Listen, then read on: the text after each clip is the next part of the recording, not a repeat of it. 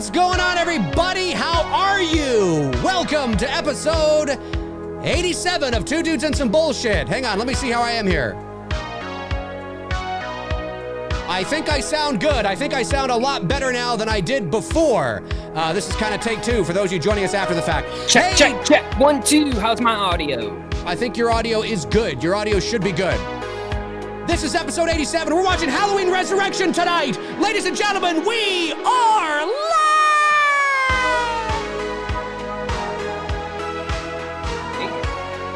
Tonight we are watching the masterpiece, the 2002 classic, I can't even say that with a straight face, Halloween Resurrection, or as I like to call it, Halloween... I'm not gonna say that actually, that was bad. I'm wearing a Two Dudes and Some Bullshit hat tonight, sent to me from a great viewer, a great supporter of the channel, Dave Vanderhoff. Dave, thank you so much for sending this up my way. I have Tony's hat right here that I'm going to send to him. Yeah, that's awesome, man. I got Sydney Prescott on to help me get through this movie tonight. That's right. Sydney is back. Well, she's back. So yeah, I'm excited, and I haven't had a chance to, have my moment with that. Show it off. Yeah, you got to show it off. Absolutely, man. I'm stoked that she's back. I mean, nothing. Not that it wasn't coming, but Oh, it was coming. She's been back for months. It was just made official the other day. But she had been back for a while, because these things don't, you don't inquire, get in touch with her agent or manager, and you hear back, a day or two later, and she's like, yeah, okay, and then all of it. There's all sorts of just things that go into contracts and legalities and legalese and what is, what's in the contract, what is her role, and there's so many, and who gets what. These things take time.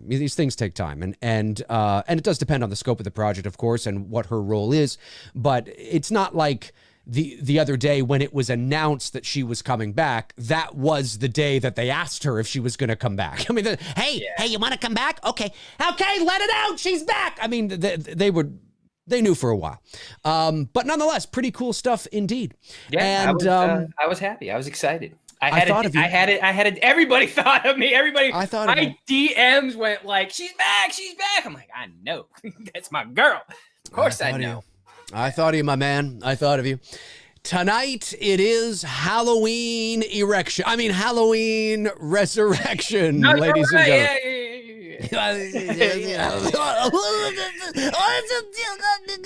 Halloween. What, man? I'd rather stick my fingers in an electrical socket than watch this movie. Tony, this is the greatest Halloween film ever created. It's funny, on my Twitter earlier this afternoon, I made a tweet where I asked, what would you do if you could continue the story with a sequel to Halloween Resurrection? And a bunch of people chimed in and gave thoughts of what they would do. And it never ceases to amaze me. Halloween Resurrection has its fans, and not only that, there are fans out there that would have loved and still would like, I should say, them to make a sequel to Halloween Resurrection. I don't get it. But there are people out there that would love it. Does this surprise you at all, Tony? The only thing that surprises me about Halloween Resurrection, impotence, is we went from the beginning. I met this 6-year-old child with this blank, pale, emotionless face, the blackest eyes, the devil's eyes, to the middle of the franchise. I tell you, Michael Myers is here in this town. To kill this girl, and I'm paraphrasing it, and you all know the rest of that dialogue. Yes. Trick or treat, motherfucker. Yes. That is the evolution. That is the denouement of the Halloween franchise. Like, what the fuck? It is the evolution, ladies and gentlemen. It is the evolution of Michael Myers. That's what it is. It's a hell of a ride. Busta Rhymes, of course. Do I even have it? I don't know. Trick or treat, motherfucker. There you go, folks. Now that's me. That's actually not Busta Rhymes. I have to admit, when I do that sort of imitation of him, I go to the extreme. I'm always like, trick or treat, motherfucker. Because that's how I think, because that's what it sounds like to me. I mean, it might as well be that. It's more nuanced. It's more like, trick or treat, motherfucker. But it might as well just be, it might as well. I mean, but yeah, we're watching Halloween Resurrection tonight, and Tony and I are paused 2 seconds into Resurrection where you're about to see the Dimension logo come up onto the screen. So if you want to set your Blu-rays or DVDs or VHSs, whatever you're watching it on tonight, the wood-burning television, if you want to set it up and to that point, about 2 seconds in, you've just begun to see the Dimension logo. It's about to appear on screen. This is going to be. Tony and I were going to do another movie tonight, and at the last minute, I was like, I don't know if I've been working too hard or what the hell. I thought, you know what, fuck it, let's just get this out of the way. Yeah, because you haven't seen. We were gonna do Lights Out, David F. Sandberg's Lights Out, because we wanted to do something new, like a current movie or newer movie. Yes, we had done like a whole 1970s run in August. But yeah, I think you haven't seen that yet, right? I have seen it now, but I hadn't seen it when we talked about it a couple weeks ago. But I have seen it. I just thought this would be fun to do together. I don't know. I guess I was in a. I don't know how you can be in a resurrection mood, but I'm not in a resurrection mood. I'm in a making fun of maybe kind of mood. You know what I mean? And this is a good movie to do that with. No, I've never been in a resurrection mood. You need a night of just laughters, right? Well, that's what I'm talking about. That's what I'm talking about. I think I saw it in the theater. I did a Saturday movie night for my patrons about a year or so ago. We're watching it tonight. I think all in all, I've maybe seen this movie 5 times in my life. I've seen it twice, and it's been over. I saw it the year when it came out, and then I rented it one more time after, when it first came out on VHS, because there was still VHS, and that was it. That is amazing. Yeah, and I'm renting it again, and this will be the last time I ever do it. I love it. That's it. No more. I love it. Halloween Resurrection.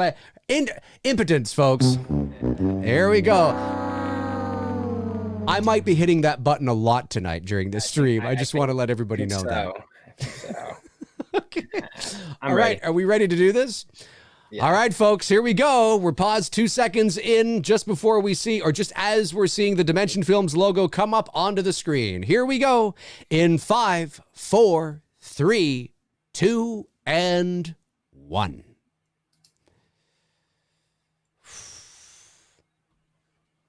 The theme song plays at the beginning? It does, yeah. It's playing there. A Dimension Films release. I didn't know that. Oh, right? I did maybe. No. Maybe I did know That's right off the... Well, we're just starting the movie, so I thought I would hit it, The theme is actually not bad. Oh, the theme, the theme's fine. In so long, and hearing it for the first time in like over a decade, I like it. It's got a echoey. Yeah. Oh yeah, cool, yeah. This beginning with the theme is fine. The music, the score throughout the movie is largely forgettable because Alan Howarth does not do the he didn't do the score for H. I think the score for H2O is largely forgettable as well. I think there's pockets of some nice moments, but I think it's largely forgettable. I think the score for this movie is largely forgettable. But this opening, you're right, the theme here is not bad. You got to give credit where credit's due, and it sounds fine.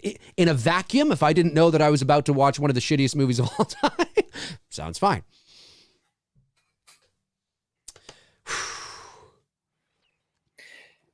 Halloween theme by John Carpenter.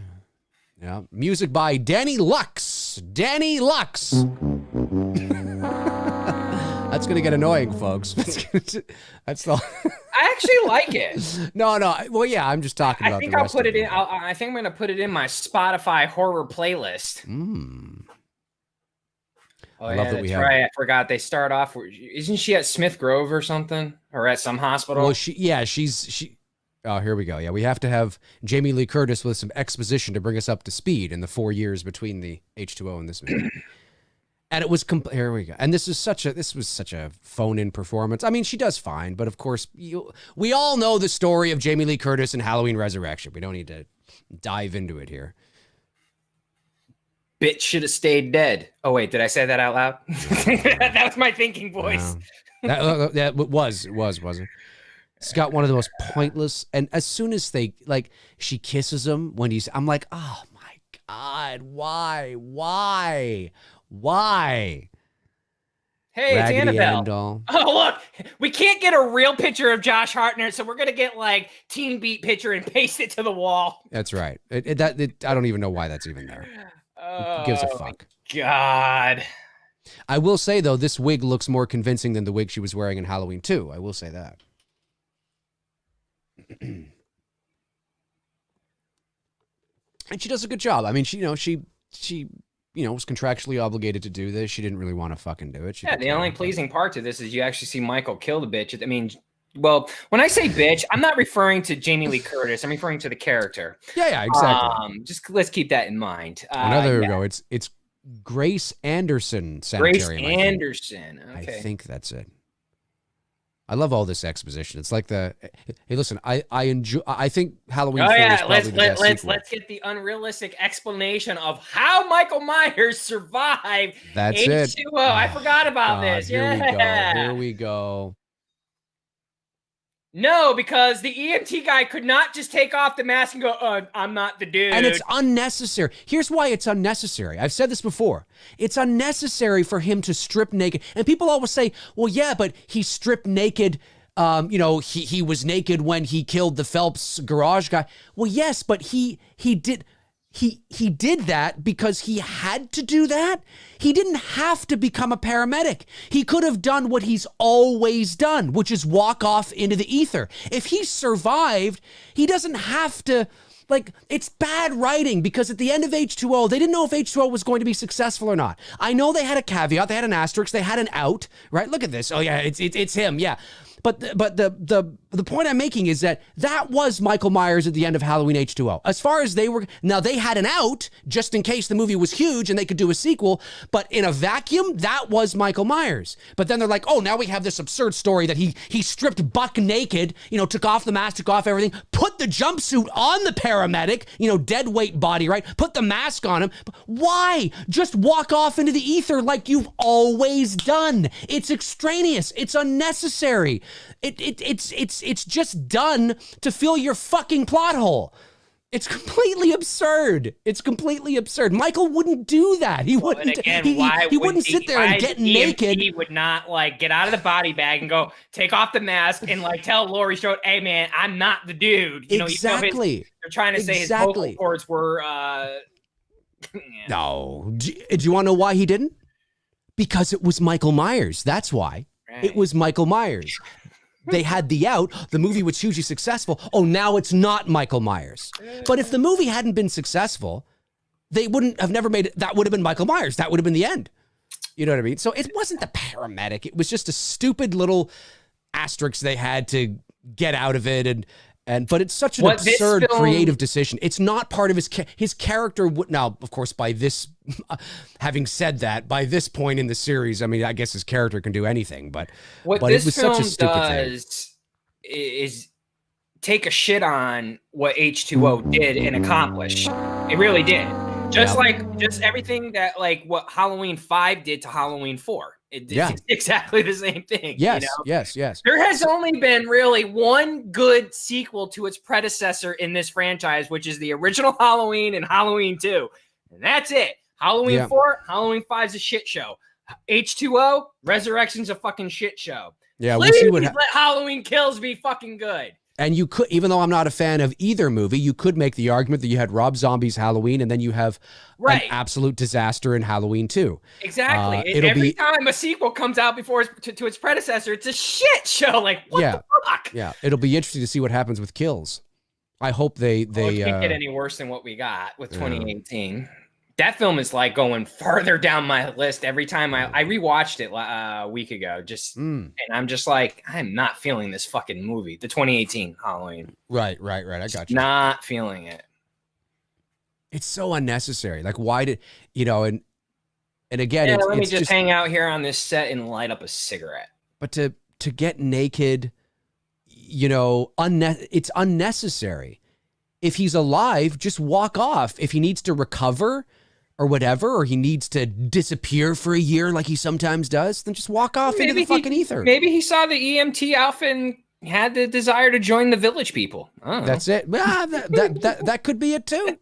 That could be it too. I think you're right on that.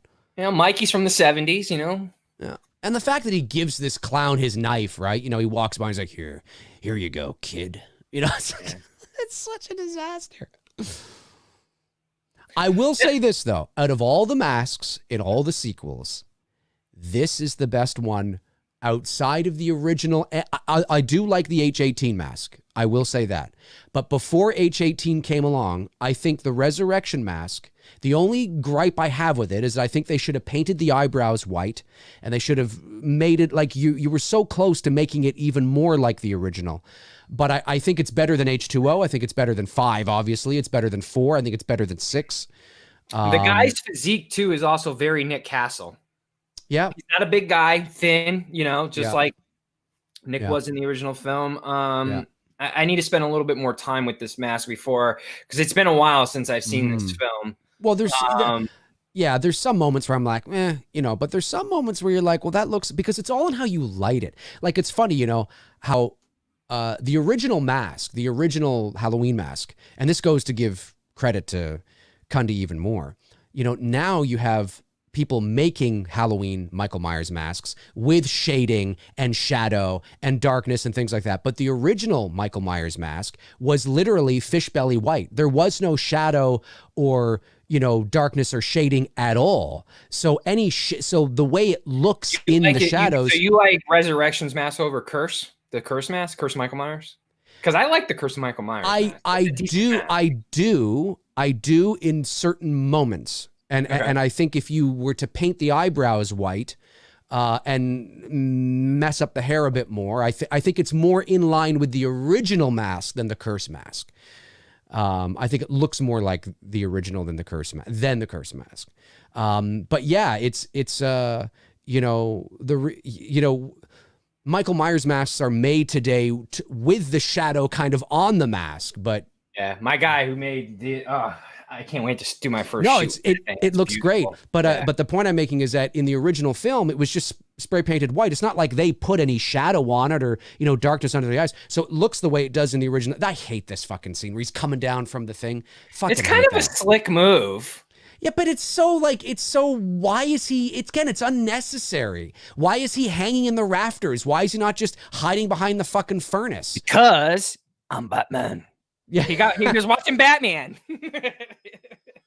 I see what you're saying, though. I see what you're saying with the mask. It's not horrible, and yeah, I agree. That's a cool shot with the shadow on the wall there. Yeah, if they had, you will see like my mask there. There's a bit of you see a little bit of the eyebrows. You know what I mean? But they're not so pronounced. They're kind of faded. So maybe if they pulled back on the eyebrows, that's what I mean. Yeah, that's what I mean.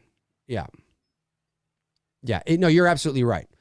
But the mask is the most kind of like the original mask, and it's nothing like the original mask. But out of all the others, I think it most resembles sort of that flavor a bit in certain scenes and certain shots. And I sometimes wonder if they had messed up the hair a bit more, you know, rather than see, like, that's not, you know, get the eyebrows white. Comes through the door. Pulling out some Dick Warlock there, man. He's pulling out some Dick Warlock. He's gone through the door. See, like, you couldn't get a fucking photo of Josh Hartnett and put it in a frame next to her bed. You have to have a Teen Beat picture. Like, what the fuck, man? That's just lazy filmmaking. Yeah. Was it an actual Teen Beat picture? I don't know, but whatever the magazine. Now, why does Michael have an afro chasing Lori down the hall here? Fly. Look at this. Oh, maybe he was. No, but that wouldn't make any sense. That hair is a bit. Yeah, that hair is a bit super fly, man. He's fucking. He just needs a skateboard and a backpack and a Lunchable. Oh yeah, he's ready to shred. He needs some Converse, a skateboard, and a backpack, and he's ready to go. Jesus Christ, this is an awful film. And now the hair's fixed. That's right. Well, yeah, because see, in the hallway, he took a moment. He did this. Hold on, I gotta fix this shit. That's exactly what he did. That's right. I gotta quaff it. I gotta quaff that shit out. Yeah. It's a quaff.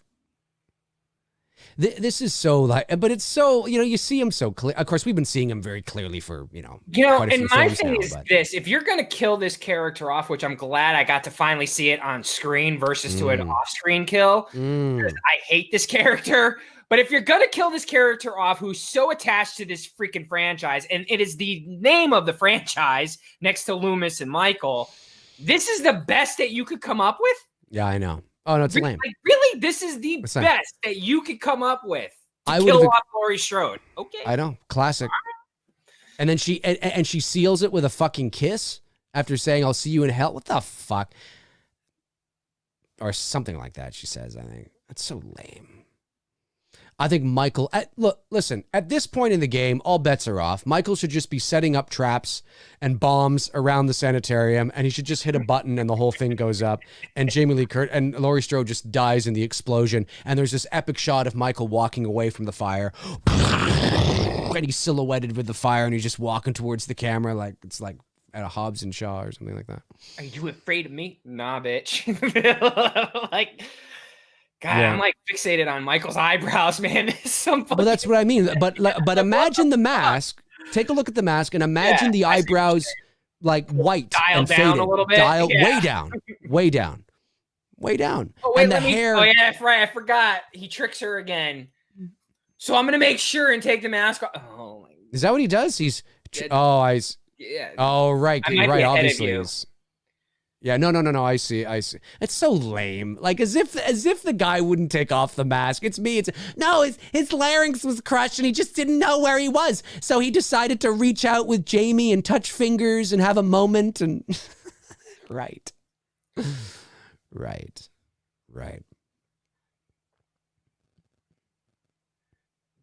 I just have to be sure this is such an amazing movie. I'm gonna trick you instead. It's fucking shit. This movie's garbage. Then why are you watching it? Because it's fun to make fun of it. But I don't get it. I don't care. Now, I will say this. If I were to rank like my favorite Michael killing family member kills, I'd have to say Judith is first. When he killed Jamie in Curse of Michael Myers would be second. Not the producer's cut, but the theatrical cut when he kills her in the barn, and then hers. Because you don't see him kill the music. It's like orchestra. It's like orchestra. Wait, here comes. Why did she kiss him? Why? Well, you don't know the Myers family motto? Incest is our friend? The best. No, incest is the best. Why roam when you can get it at home? I thought it was incest is the best. Touch my breast. Okay. Well, whatever. Whatever tickles your fancy. Look at her lying on the ground there. Such a... like Scarlet Witch there. Not Scarlet Witch, Scarlett Johansson. And oh, wait, you haven't seen it. Jesus, man. I don't want to ruin it. What? Never mind. Forget it. Haven't seen what? Endgame. No, it doesn't matter. It's not going to ruin it. Look at this. Look at this guy. He hands him his knife. I will say I like that dude's clown mask, though. It's a creepy clown it's a great clown. Here's the knife I just used to kill Laurie with. Here you go, kid. Here you go, kid. Michael Myers. It's too self-aware. This scene is too self-aware. Like, you have like he's handing them and the guy's like, Michael Myers. There's no security around. He's just able to go into this guy's room. There's no, I guess there's one fucking security guard in the entire place. I know. Or two. Oh, here's some more exposition. Killed 3 nurses and a paramedic.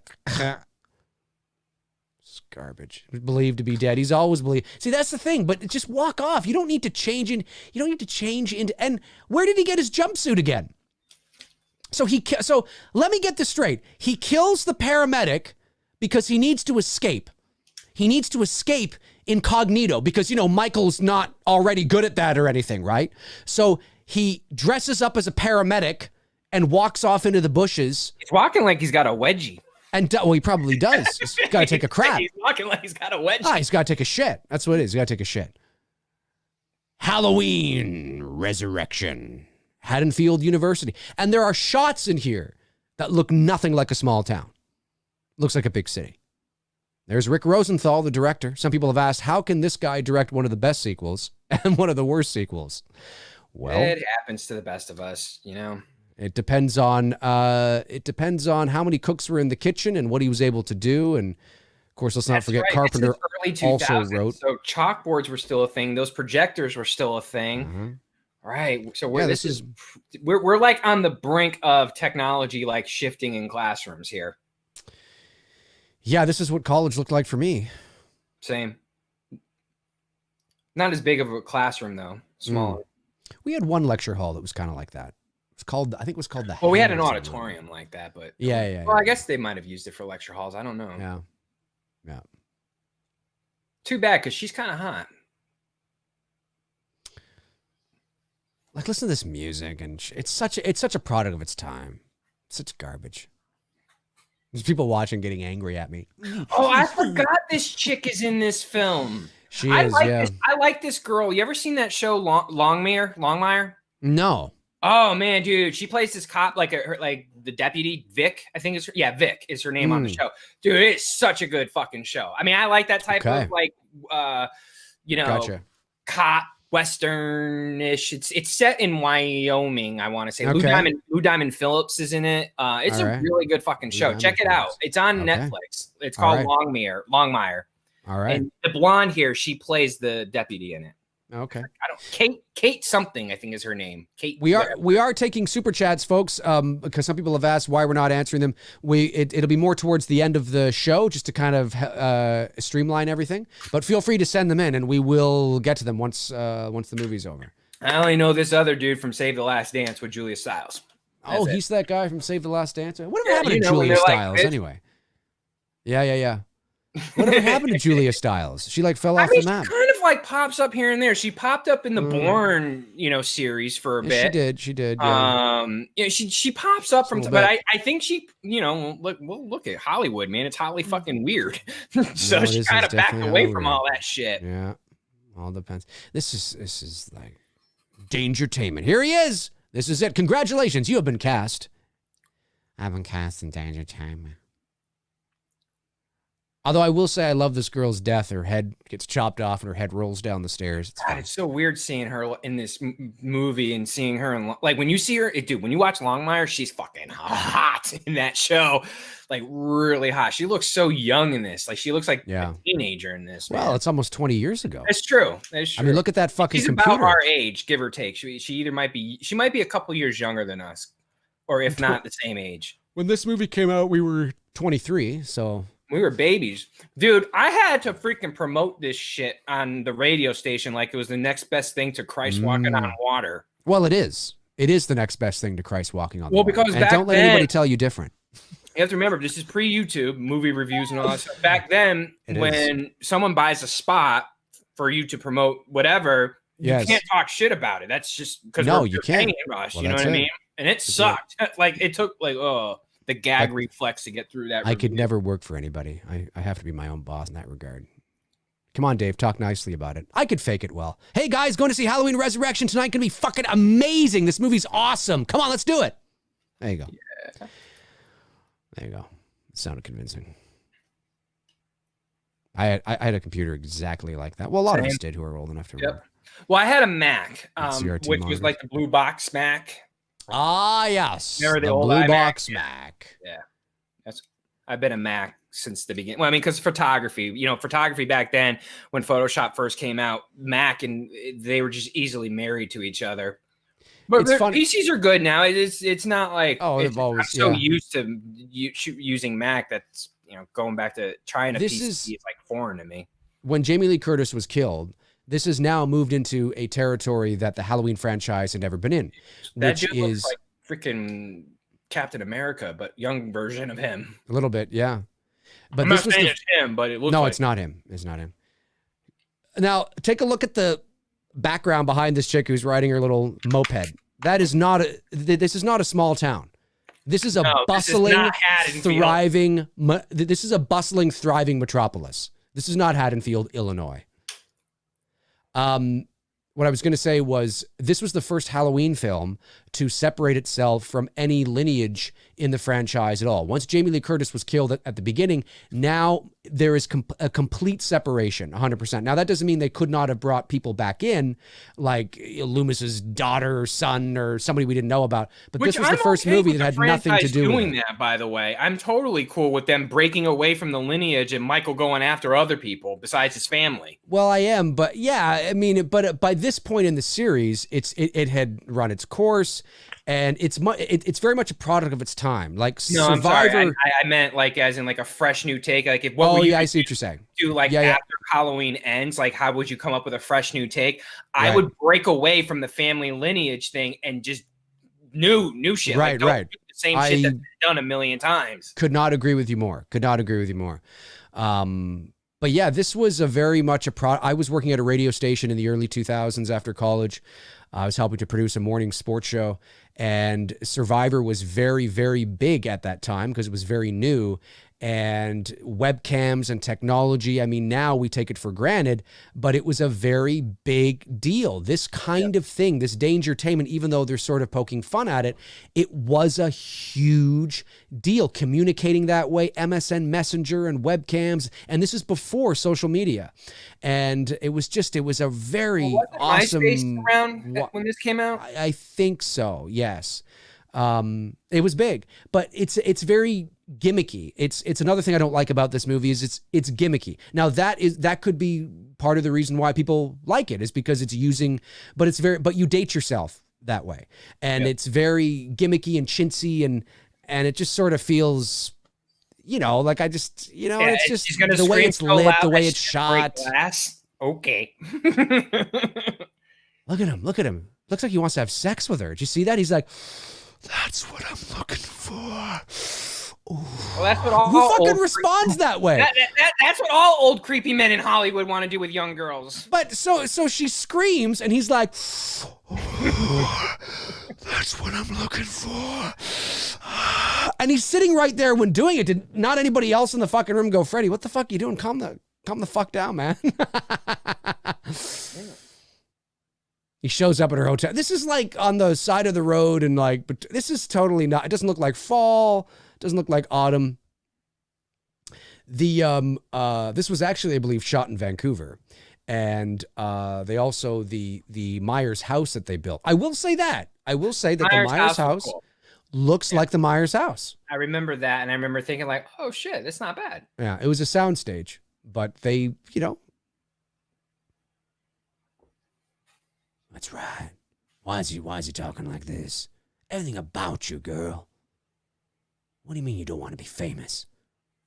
It's the American dream. That's true. Ask any kid today, man. All they want to tell you is that they just want to be famous. They don't want to tell you how they want to be famous. They just want to be famous. No, but he's so passionate. Like it's the American dream. Life now.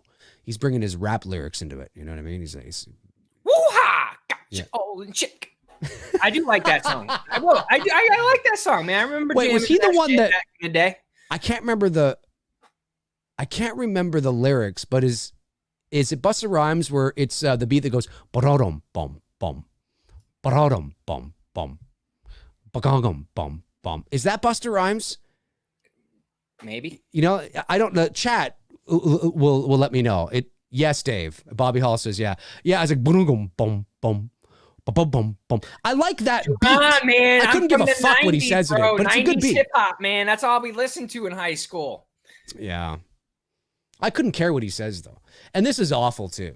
This right here, you see Michael in broad daylight in the window, and it's just like, it's so lame.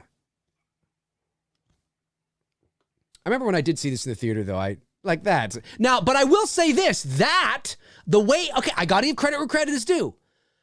The way he looked, the mask and everything is way better than H2O's version of that. When Laurie, I don't like the way he looks. That he actually, again, it's the mask. It's not a great mask, but it looks better. I think it's the best mask out of all the sequels up to this point. I do. And then of course now I think H18 is the best one since the original. But I think this mask it's got some moments, and you light it right, and in certain moments it looks okay. I mean, the movie's an absolute, train wreck, but God, look at that like Netscape Explorer that he's on. oh my God, Netscape, yes. Dial up. Then somebody picks up the phone. You're like, fuck, I'm on the internet. Oh, man, can you hang up? No, Dad, you knocked me off. Yeah. That's what I it was like chatting with this girl in a chat room. What do you mean? Right. I hope you'll be there. He's just a friend. No, he's 15. That's what he is. Yeah. Look at that technology.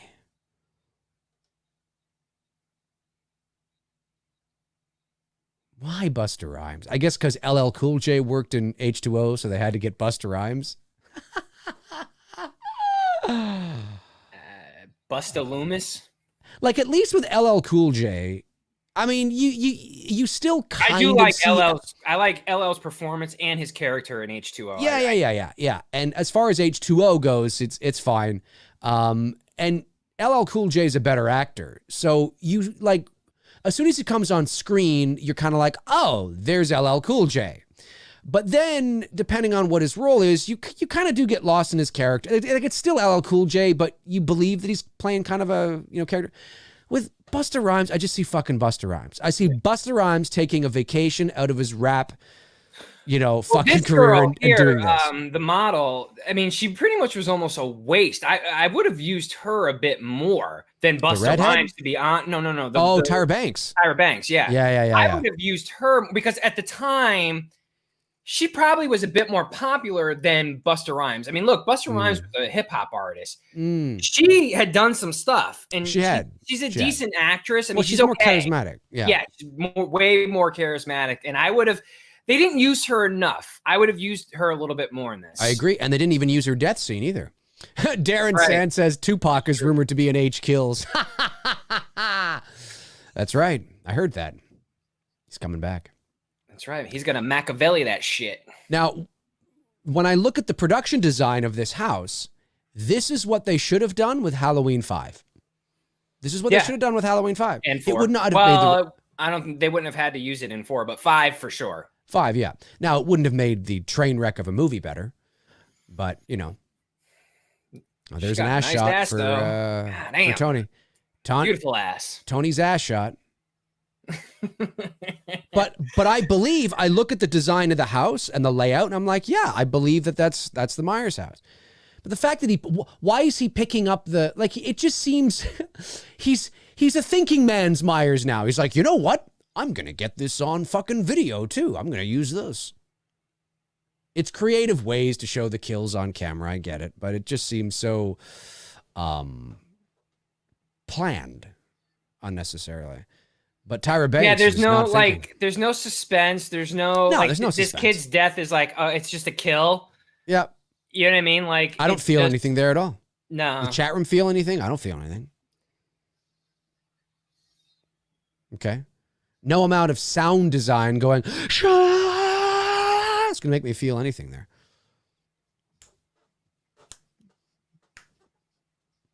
I'm getting down with Tyra. To that late 90s, early 2000s music. Yes. Yeah. Ow! I think this is the first time Halloween actually used music, right? Music. There's so much of that shit in this movie. Well, because there's none of it in. I'm talking about beyond just the score. Yeah, you know what I mean. Yeah. I think you're right. Because I don't recall any in Halloween 4. I mean, obviously Halloween 3 has the commercial song. I know that. H2O might have had something. Did H2O? Well, it had Mr. Sandman. Yeah, it might have had something like maybe when they first arrived. Oh, Creed. That's right. H2O. Well, that was right, that. Right. Well, that was during when they were dancing. You got a little bit of it when they were dancing in their little, but not much. They're overkilling the pop music in this. Right. Yep. Well, because it's fucking shit. Oh, that's right. The Reaper. Don't Fear the Reaper in the original Halloween when they're driving. That's right. I forgot That's right. that. Oh yeah. But that's such a classic song. But that song in the original Halloween, if you listen to the lyrics, it's connected to the theme of the movie.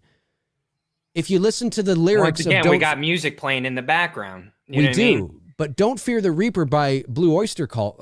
Yeah, it's them, right? Yeah. But the lyrics of that song, if you pay attention, make sense to the overall themes of the original Halloween.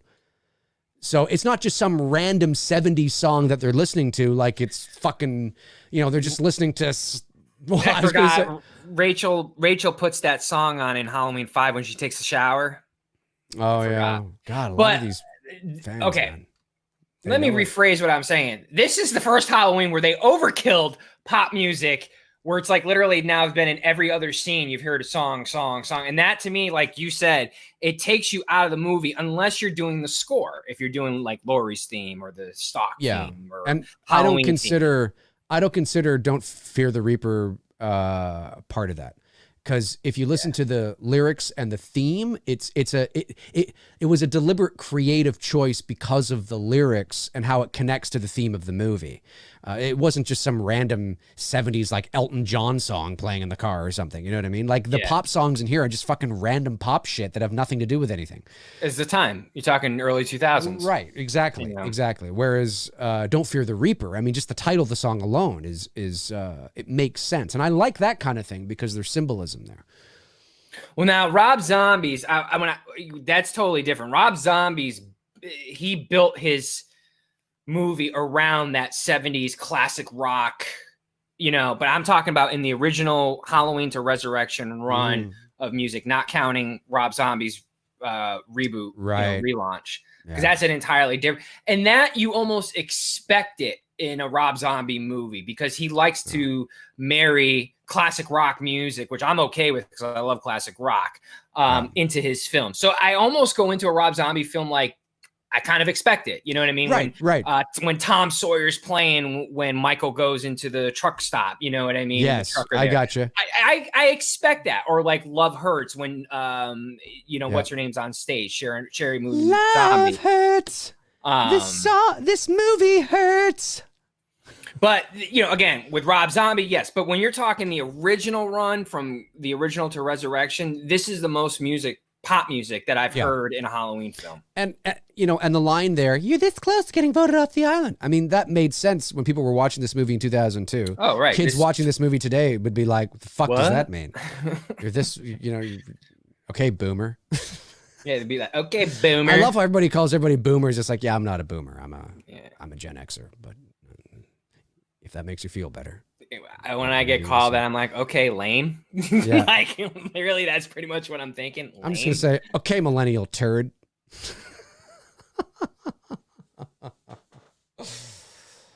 You think he did it? You think he did his doing with his knife?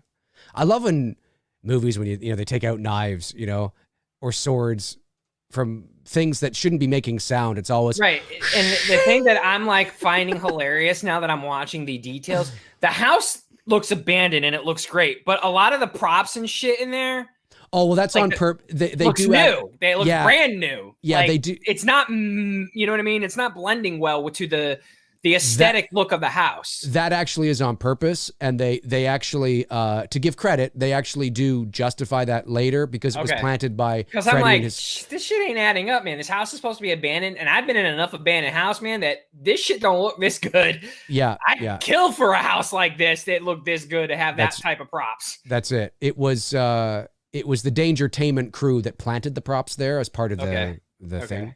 Yeah, that's why you see it there. Oh, that's right. And they try to sell you on like he was tortured in this thing, which of course the Myers family, we never got any. And again, like that would totally take away from the mystique and the mystery of who Michael was. Because what made that moment in the beginning of the 78 film so impactful was here you have this nice little house set in a Midwestern farm town, family seems to be relatively normal. And one night this kid just fucking flipped the script and like, holy shit, like, wow, like what the fuck? You start showing me this shit that he's tortured. Like, yeah, the kid would fucking flip the script. And that takes away from Michael's mystique and his aura. Right. Exactly. Dave would put it.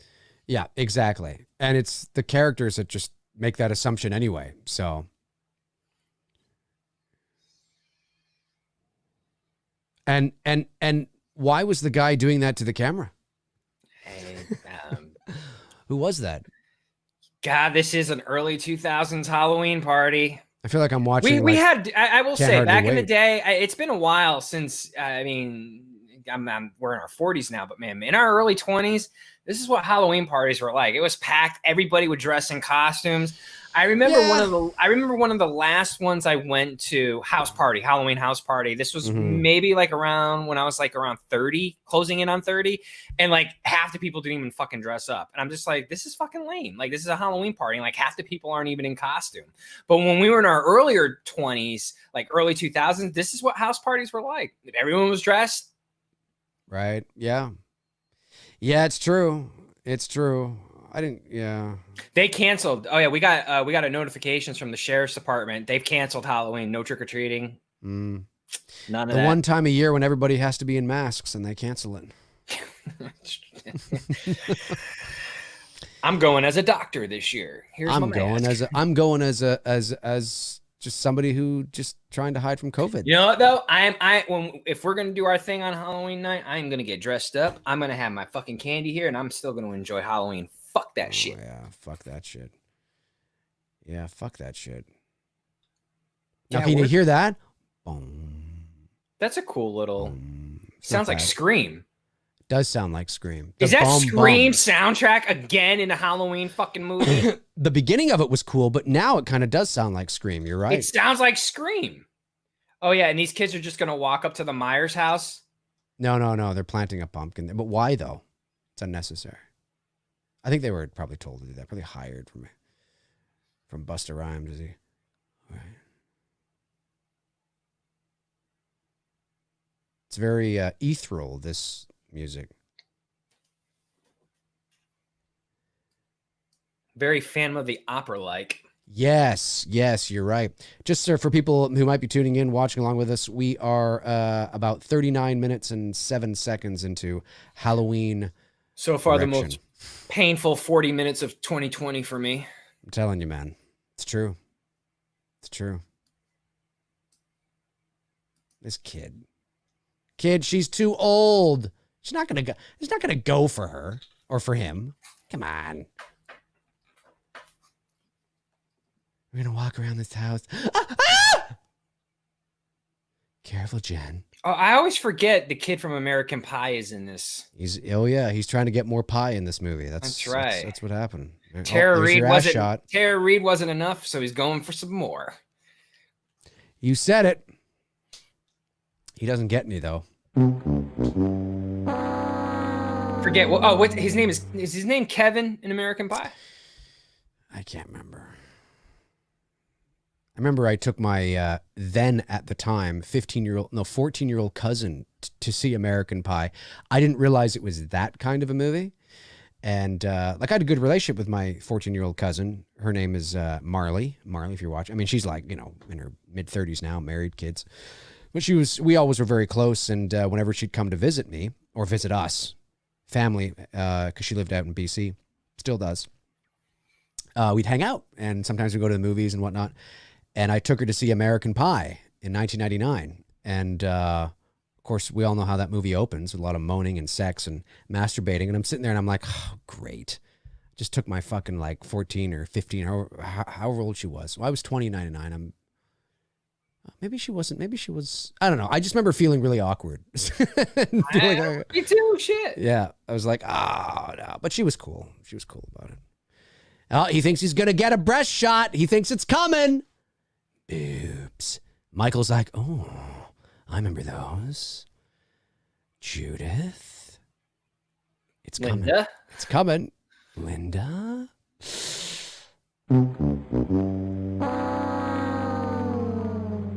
I told you that was going to be it's going to be a lot in this movie. Like the thing is with this is that if you remove Michael Myers from this movie and you just have it like they're in a house where there's a serial killer and they don't know it, might actually be an all right movie. Because it's not connected to the Halloween franchise, so you don't have certain continuity expectations. There's no, like, what the fuck is going on? Why would he do that? Why would Michael do that? Why would Michael do this? That doesn't make any sense. Why is he a paramedic running off into the ether? That doesn't make any sense. There'd be none of that because you could build the foundation of an original character. And then you just have, like, this fucking story about these group of kids who are spending this creepy night in this place on Halloween, or it doesn't even have to be Halloween, you know, whatever. And it would be a largely forgettable movie at the end of the day, but it might be serviceable. It might be that one you kind of, oh yeah, you know, I remember that one. Like, I don't know, what other ones from that era are largely forgettable, but I don't know. But I think you know what I mean.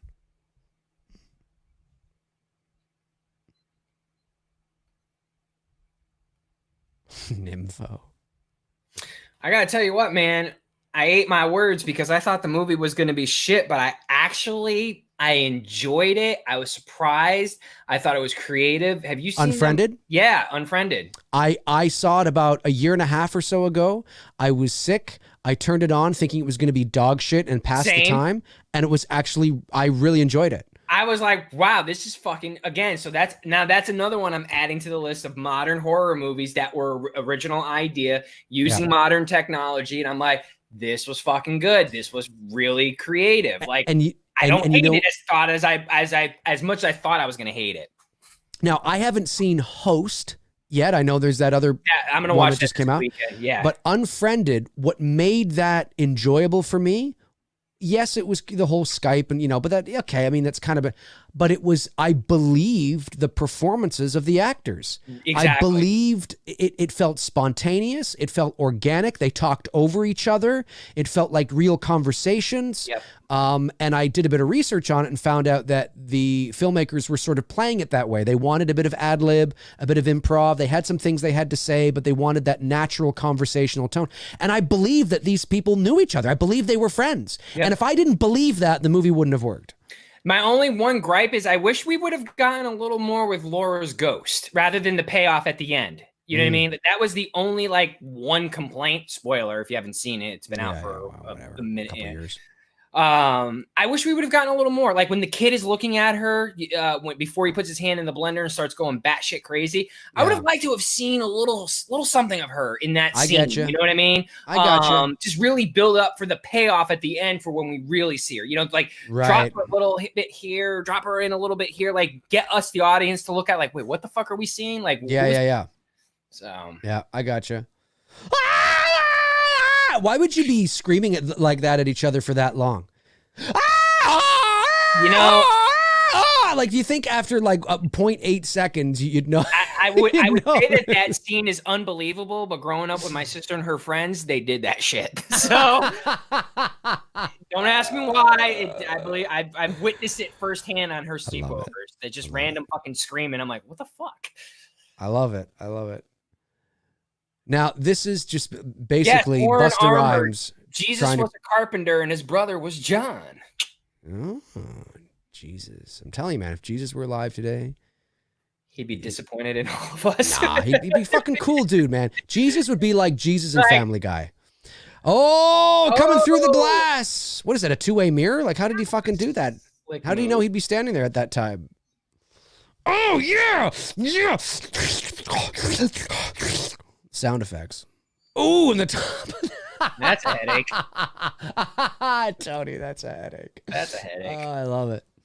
That was a headache. That would have right in the top of the head. Well, he's out. This is basically Busta Rhymes wanting to smooth with Tyra Banks and basically have sex with her. That's this. Come on, baby. Yeah, baby. All right. To Dangertainment. Salute, not saloon. Did he say saloon? Sound like he said saloon. Saloon. Didn't it sound like he said saloon? Well, maybe he wants to take her to a saloon. I guess. No, I'm just totally. What's up with the knife holding it up like this? I don't know why he's holding it up like that. Like I don't get it. Why is he holding it up like that? I don't know. I don't get that. Yeah, like imagine if this wasn't Michael Myers and it was just some creepy horror movie, you know. It'd be all right. I mean, that wouldn't be all right, but it would be like, you know, it'd kill a couple hours. I feel like I'm watching like this isn't even, what's her name? Sarah? Yeah, I think. Dude, I haven't paid attention. I don't know any of these characters' names. I think the main character's name is Sarah, and the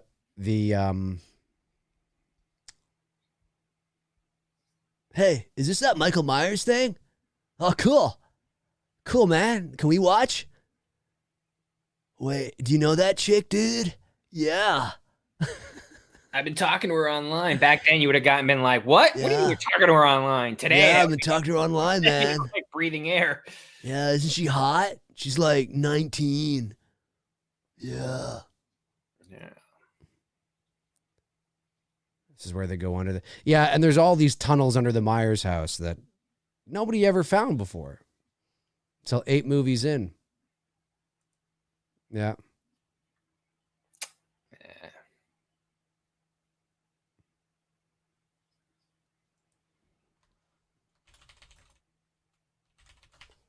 Yeah, really, dude. What? I wouldn't have said hold on. You got a fine redhead trying to make a move like that, and you're going to say hold on?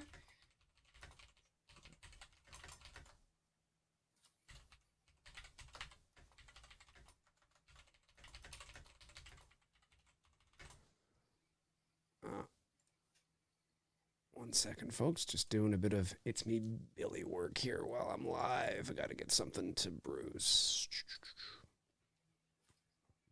Answer that, Nancy Drew. You motherfucker.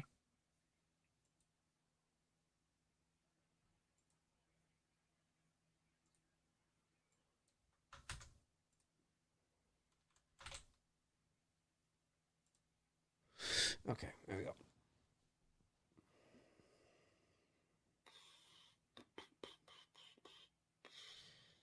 Woo!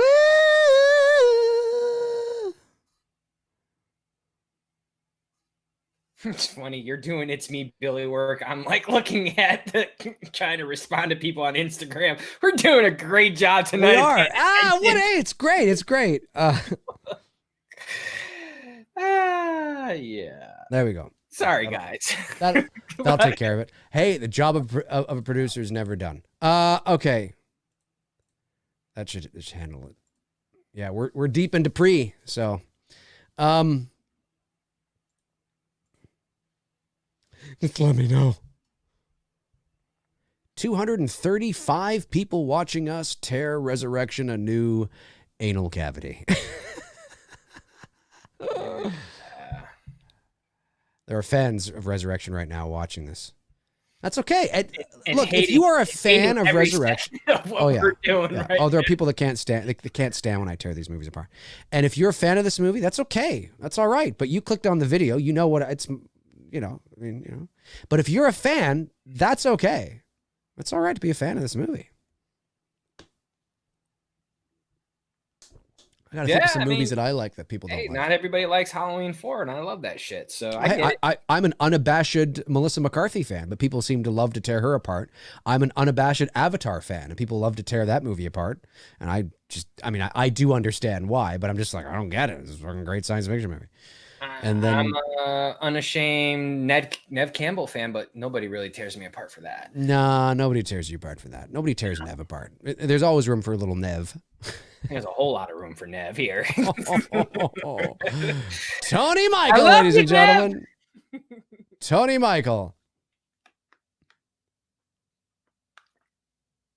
Look at all these like they tried to make it seem like Michael was, like he had some sort of like messed up family. And again, it totally just no, it doesn't, because he was taken away when he was 6. Right. There's none of this shit would have been there. No. I mean, and I remember thinking that now in the theater, like, this makes absolutely no sense at all.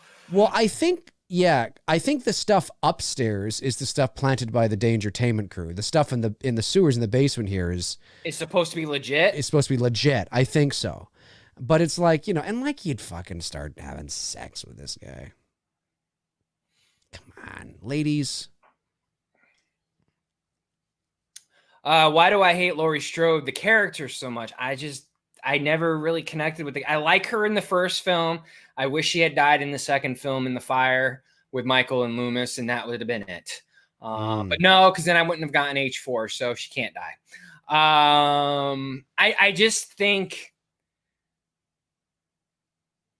I liked her in H2O. I liked her. That's fucking great grammar, Tony. I enjoyed her character and the portrayal of her character in Halloween H2O. I liked that arc. I hate this new arc. I hate the fact that the timeline has been screwed up twice with Jamie Lee Curtis. And all these fucking bodies. Now, wait a sec. Are these bodies supposed to be... Did Dangertainment plant these bodies there? Chat room will let me know. Halloween. Oh yeah. Because they're laughing. So obviously they planted them. So maybe some of the stuff in the basement they did plan then. Maybe.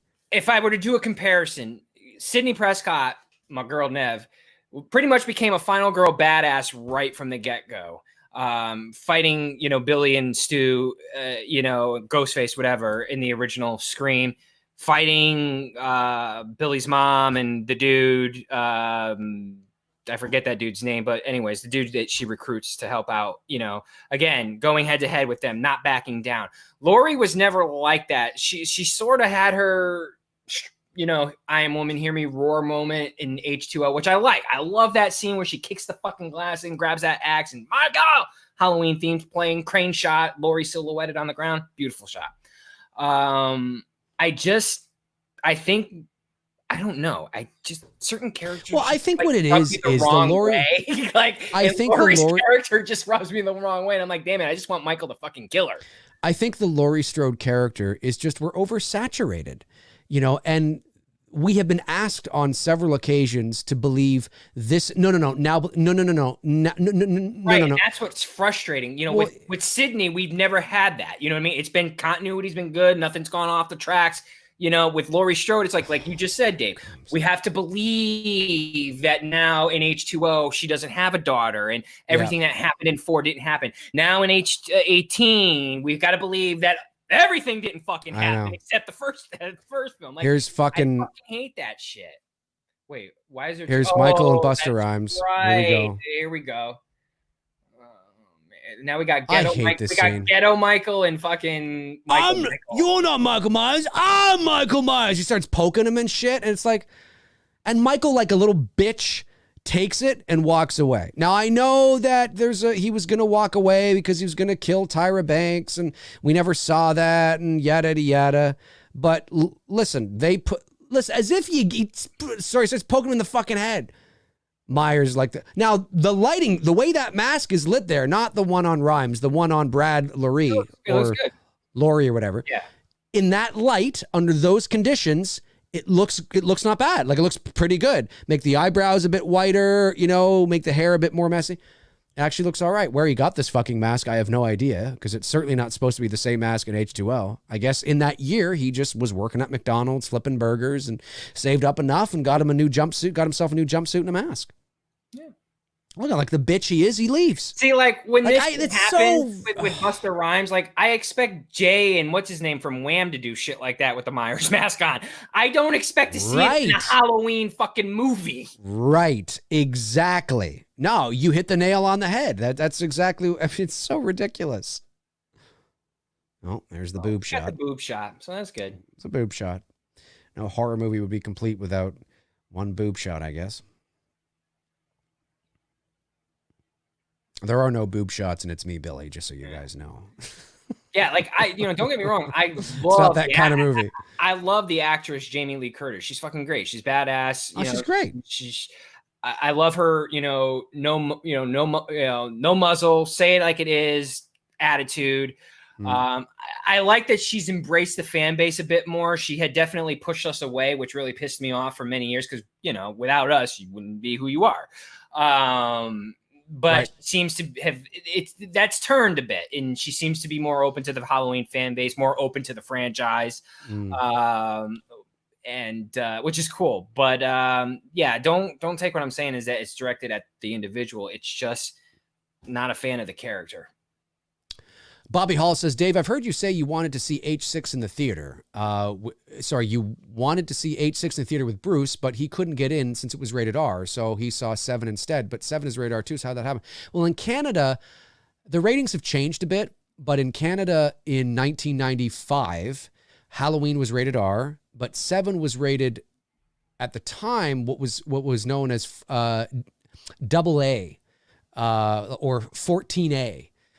In Canada. And that means you had to be 14 to get in to see the movie by yourself. So actually 7 wasn't rated R in Canada. It was rated, I mean, if you were to pick up the movie now on DVD or Blu-ray or to rent it, it would be rated R. But in the theater at the time, when it first came out, it wasn't rated R in Canada.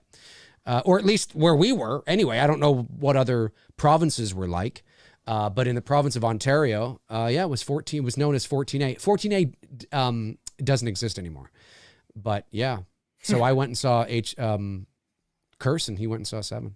Jawan the man. Yeah, I agree with you, buddy. Not that she truly cares. I agree with that. I don't think she truly cares about in comparisons to Danielle Harris. Danielle Harris obviously really appreciates the fan base. She's always at these conventions, whether it's a big convention or a small convention, whether there's 500 people in line waiting for her autograph or 40. Danielle Harris consistently, from everyone that I've talked to personally on Instagram who has DM'd me, showing me a photo with her, they have all said the same thing. She's such a cool ass chick, very embracing to answer any questions Halloween fans have. Whereas I think the one video that I've seen of Jamie Lee Curtis at a con, the questions were scripted, and the dude that you had on your show here not too long ago asked the questions. Like, the fans didn't even ask the questions. The dude, Sean Clark, asked the questions. Yeah, they were given to him to moderate, which I'm like, this is a once in a lifetime opportunity for the fans that they've paid a lot of money. You can't let the fans ask the question. The reason why that is because Sean said that he would have loved to have done that, but because fans tend to ask the same questions over and over again, if you're not sort of so what? They're paying money to be there. I mean, who cares? No, I know, but I mean, that's what they had to. Chat room, how many times do we get the same they question? Had to. That we've answered? Well, I think it's. Listen, I wasn't there. They had their reasons for doing it the way that they did, and they wanted to streamline it, and. I wasn't there, so I don't know the logistics of it, but it had something to do with that because of time too, because Jamie Lee Curtis actually, to give credit where credit is due, she actually stayed, they wanted to cancel the Q&A with her because there were so many people that were filing into her room to see her, that it went way over time. Like the Q&A was supposed to start at like 8 or something like that, and it didn't start till 11 o'clock at night. And Jamie Lee Curtis stayed until past midnight there to answer, So, I mean, I guess it's evened out in the end, maybe, because they were like, maybe we should cancel the Q&A because it's getting really late. And Jamie Lee Curtis was like, no, I want to stay and, answer some questions. So, but I mean, the mask looks all right there in the dark, behind Sarah. It looks all right. The mask is the least of this movie's problems. Although it's not a great mask, He's bugging out again.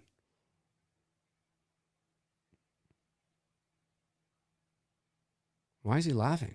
Because he's just smoked from a bong. Oh, right. I missed that. I'm still going strong, man. I'm like, is weed legal in Georgia? CBD is. Okay. It's legal here in Canada now.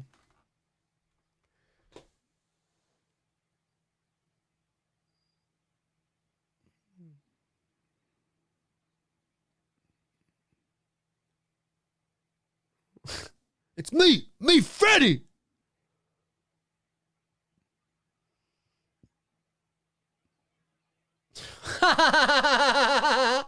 He'd be like, he murdered my mother. I love Busta Rhymes. It's so good. It's such a great movie. This is such a great movie. This is such a great movie. This is so great. This is so suspenseful and so awesome. I love this movie so much. It's so It's got a lot of rewatch value. There's people in the chat room clicking unsubscribing.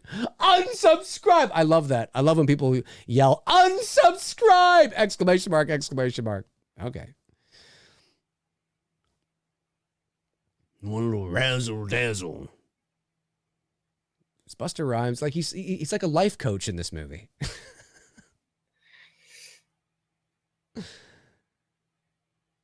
Whatever happened to Busta Rhymes anyway? Is he still like doing rap? I think he's got a podcast like everybody does nowadays. He's got a podcast? I think so. What's it called? Freddie's I don't know. Motherfucking podcast? I could have sworn though I heard that he had a podcast.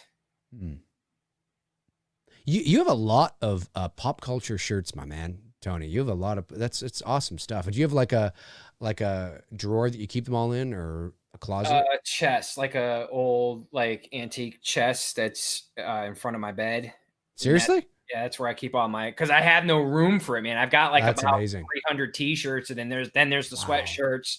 That's really cool. Just, mostly horror stuff. But then I've got I've got a Kelly Bundy and an Al Bundy t-shirt. Well, I have a Kelly Bundy t-shirt, but the Al Bundy is the Polk High, his Polk High shirt. Right. Greatest game ever played in football. Scored 4 touchdowns in a single game. Right. That's right. That's right. I love it whenever he would go into that. I scored 4 touchdowns. Right. Not all season, in one game. In one game. He's out. Shit. And then I got other stuff like Kelly Kapowski and just Karate Kid stuff, obviously. Oh, that's awesome. Yeah. I definitely have a lot of pop culture shirts. Yeah, horror themed stuff, definitely. Gotcha. Like, wouldn't you be, if she was screaming, wouldn't you be like, well, I know it's because they don't know yet. Oh, here he comes. Here comes the best kill of the movie right here. This is the best kill of the movie. Not because it's actually a great kill. Did she get decapitated from what I remember? Well, it's a Friday the 13th kill. It's a Friday the 13th kill. Oh, that is so a Friday the 13th kill. Look at this. Head that rolling. Is not Look at a this. Halloween kill. And that knife would not have done that, by the way. No, exactly. No fucking way that knife would have done that. Look at her. Hey, I agree with Juan Rivera here, man. Dave, tell me, why didn't this movie get nominated for Oscars? I'm trying to figure that out. I don't know. I don't know. I was pulling for it. I was pulling for this fucking movie. Listen, Road to Perdition came out in 2002 as well, and fuck that movie. This is way better. Road to Perdition's an amazing movie. Yeah, come on, bitch. I don't know. What's his name from American Pie? That kill is still pretty solid where he gets it in the head. Yeah, and of course through the mirror. Yeah, it's pretty good. It's pretty good. Oh, he's doing the old breaking the neck, lifting you up. Skull crush him? The skull crush. Gonna skull fuck you, bitch. Why are we seeing Michael's eyes? I don't know, but we are. We are. He's got a lot of black makeup on. He does. Well, Michael stopped off. Watch here. See, he's got the black makeup on. Low-key Michael is emo. You know what I mean? He's into that emo shit when the mask is off. Yep. It's true. Why are we seeing it? It's so... These movies are such trash. They're just trash. There's no...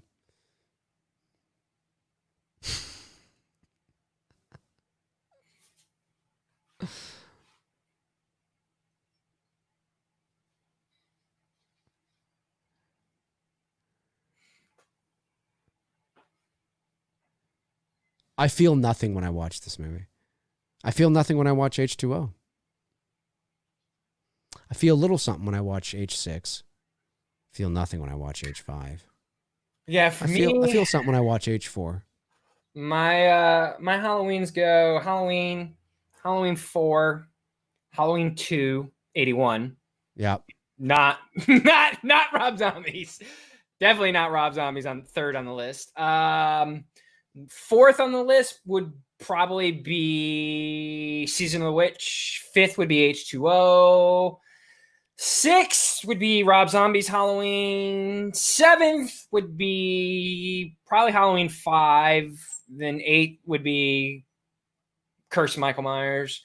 9, 2018. 10, this goddamn fucking Greek tragedy of a film. And 11, Greek tragedy. I don't know. There he is. He's going to kill this guy. And then 11th would be Rob Zombies 2. The only reason why Rob Zombie... See, here's the thing. I kind of go back and forth with Rob Zombies 2 in this film because I like Scout's performance of dealing with the post-traumatic stress of the events of the first film. It's surrounded by shit, but her performance is fucking great. So I might actually give Rob Zombies 2, and this is at the bottom of the list. Yeah, that's where I'm going. I'm switching it. This is the bottom. Rob Zombies 2 is above it. All right. Well, for me, I would go Halloween 1, Halloween 2, Halloween 4. So we're about like sort of the same in the beginning. But I would then, my 4th would be Halloween 2018, because I think I don't think it's again, I've said before that I don't think it's a great, I think Halloween 18 is a fine modern day slasher. It's not largely a very good Halloween movie. And then you might ask, well, why do you have it at number 4? Well, because the other films are so bad to me that they're a shred of what Halloween was, that I found it's more to do with that 18 took itself seriously. For the first time in a long time, I found that as I was watching 18, I had a lot of issues with it, but I never felt like I was watching a mockery of anything. A little too much fan service, a little too much, but I felt like I was watching it. It was somewhat serious. So I was like, okay, but I do have major issues with it. I mean, it's not, don't think that Dave loves the movie. That's not what I said. It's all relative, but I do think it's probably yeah, I know. Seeing his eyes again. I do think it's probably the 4th. Then after that, I would probably say, probably Halloween 6. And then I would say Halloween 3. And then I would say, God. Yeah, now it gets into like... well, now it's just for me, but for me, it's just, God, whatever, pick it. Like, they're so marginal, the differentiation between them. Like, I could, okay, Rob Zombie's films then, and then 5, and then H2O, and, Resurrection or something. I don't know. Like, it's so neck and neck. After you get past 6, to me, it's just like, it doesn't matter anymore. Like, H2O, I just don't like. The more and more I watch it, which isn't very often, I just don't like the movie. I think a lot of people like that movie because of nostalgia, and because for a certain generation, it was their first Halloween movie they ever saw in the movie theater. What, and I think, yeah. And I think there was it came out at a time when horror was cool again. And there's a kicking Michael in the face and goes back. That was hilarious. That was fucking funny. He was just like, yeah, exactly. That was really funny. Oh that was really funny. I got to make a meme out of that. You definitely have to make a meme out of that. You definitely have to make a meme out of that. Like, but yeah, I don't really like. I do have a ranking on my, what is my ranking on my, I do have a ranking on my, without the Rob Zombie films though, because I was ranking the original series, including H18. Yeah. And let me just see here. What was it? I ranked them, updated ranking. Let me just go here. Okay, here we are. So my updated ranking, this is from January of 2019. So this is like a year and a half old. I had Halloween 1 first, Halloween 2 second, Halloween 4 third, Halloween 18 fourth, Halloween 6 fifth, then Halloween H2O, then Halloween 5, then Resurrection. That's what I had. So you don't even have season in there. No, well, no, I was ranking the original Myers movies. Okay, I got you. Yeah. But once you get past 6 for me, and 6 is just because of the atmosphere. I hate, and it doesn't matter what version you watch, theatrical producer's cut, it's still the same fucking story. It's a garbage ass, it's garbage. And I only like, and because 5 was so dreadful that 6, yes, it's a better movie than 5, but that wasn't a very high bar to pass, you know. So 6 has better atmosphere, and you know, moderate. It's not high. It's like kind of past the midway point for me on my list. Yeah, it's more sentimental. I won't say anything positive about the movie, but because Danielle's in there, and are you talking 5? Yeah, and I can't think of her name now. Fucking Rachel's name in real life, Ellie. You know, because they're in there and Loomis is in there. There's a bit of sentiment with that film, watching it growing up as a kid. Yeah. I will not put Curse above it, even though if I were to step back, oh my God. Hang on. Yeah. Sorry, dude. No, hang on 1 second. Is this we get into the it's coming up. Bullshit? It's coming up. Well, not the trick or treat motherfucker, but he kicks Michael through. No, yes, here it is. So you want to be on Dangertainment? Look at his eyes. Oh no, okay, that's. Ah! What is this? You should never see Michael Myers in a position of vulnerability like this, being beaten like this by a has-been rapper. No, he says the trick or treat motherfucker at the end of the movie. Okay. When he's on fire. I think, unless it's coming up. No, here it is. Look at me like. Wait, I think this might be. Is this it? I think this might be it. No, he says it. Like, you should never see this. You should never see this. This is so bad. Like, I feel nothing. He's not the boogeyman here. He's like just a cosplayer. That's what Michael Myers is. Anything after like Halloween 4. This got like very Mortal Kombat all of a sudden. It did. I'm just waiting for fucking finishing. Yeah. Don't. Hey man, I like that song. It's great. That's great, man. That's like our teenage years right there. Mortal Kombat. Yeah, that's a great theme. It's a great theme. What was I saying? Yeah. 5 is so dreadful that like you watch 6 and I'm like, yeah, 6 is a better, it's a better Halloween movie because of the atmosphere and the fall and the environment.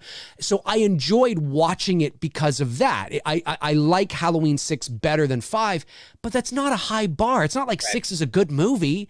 It's just in comparison to, you know, so once you get past 6, for me, H2O, Resurrect, it just, they all kind of muddle together in how I feel about them because I just don't think they're very The reality for me, the ones that I watch the most on a yearly basis are Halloween, Halloween 2, Halloween 4, same, Season of the Witch, and H2O. Those are and Rob Zombies. And those are the ones that I will, and I did watch Halloween 2018 twice this year. And yeah, I don't think I'm going to watch it. Dude, I got to say that, oh, here comes this. That's a cool shot. Yeah, I know. That's right. Kill him. That just should have been the end of him. What was I going to say? Well, I talked about this on McRae Live last week. I said, in some ways, can you, like, Halloween 4 is the quintessential ending to the series. Oh, if they had ended it with that, that's it. With that, and there is no more. There is no more. We do not see what happened to Loomis or to Jamie. It comes full circle. It's the perfect ending. Yep. It sends the message, you know, you can't kill the boogeyman. There's Jay and Loomis. No, I mean, Loomis was going to fucking kill her. Loomis was going to blow her away. Yeah, he was. You know, if Meeker didn't start the franchise off with Michael as a clown, it ends with Jamie as a clown. Exactly. And if they had ended it, that would have been right fine. Right there. And if Loomis he was like, no, because he couldn't take it. He knew he couldn't take it. Loomis wouldn't have had that reaction if it was Michael Myers at the top of the stairs. He wouldn't have had that reaction. No, he But would have been like, Loomis- God damn it, Michael, I'm getting too old for this shit. Yeah. It's like, oh fuck, you know what I mean? But because it's the girl, it's like, no, like it's cyclical. It's happening again. It's like, no, he's too late or whatever, right? And that would have been the perfect. You think that ending's strong now? Imagine if they had never made another one. Obviously, that's not gonna happen. But imagine if they didn't. And then you have a Halloween sequel now with Rachel and Jamie. True. A direct sequel to 4 to find out what happened. Now that would be interesting. And then you find out that Loomis was put into Smiths Grove Sanitarium. How ironic is that? He became insane. Drunk. Yeah, but he became insane. That's He true. became No, insa- or he feels like he failed. Like he feels like he failed. Exactly. And he checked into the hospital because That's it. he That's failed it. Michael and he failed Jamie. You're bang on, buddy. You're bang on. And it's that irony, right? It's that from a narrative point of view, it does make sense. It does make sense, and it's very poetic. Oh, that's right. We see her reveal, but we don't see what happens. I forgot. What, in this movie? Tyra Banks. Oh, right. Here she is. Yeah. We see her hanging there, but we don't see her actually get No. killed. I forgot that. Yeah. Ooh, the old slip in the blood routine. Gotta love the old slipping on the blood. Look at all these dead bodies. Well, it's a throwback to Jimmy. Jimmy. That's right. Jimmy. I gotta.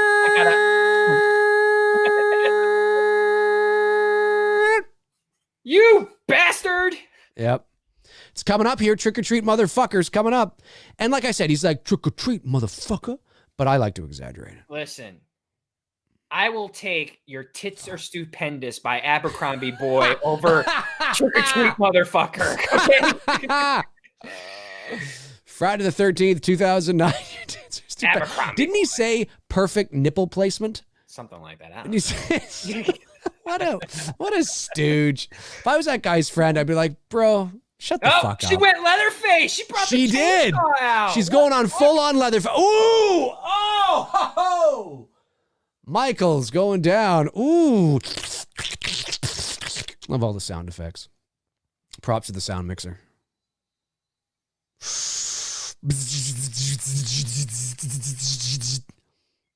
Oh, it's out of gas, bitch. He says that? Out of gas, bitch. Girl, you got to one arm that and just be like, crank. Yeah. Come on.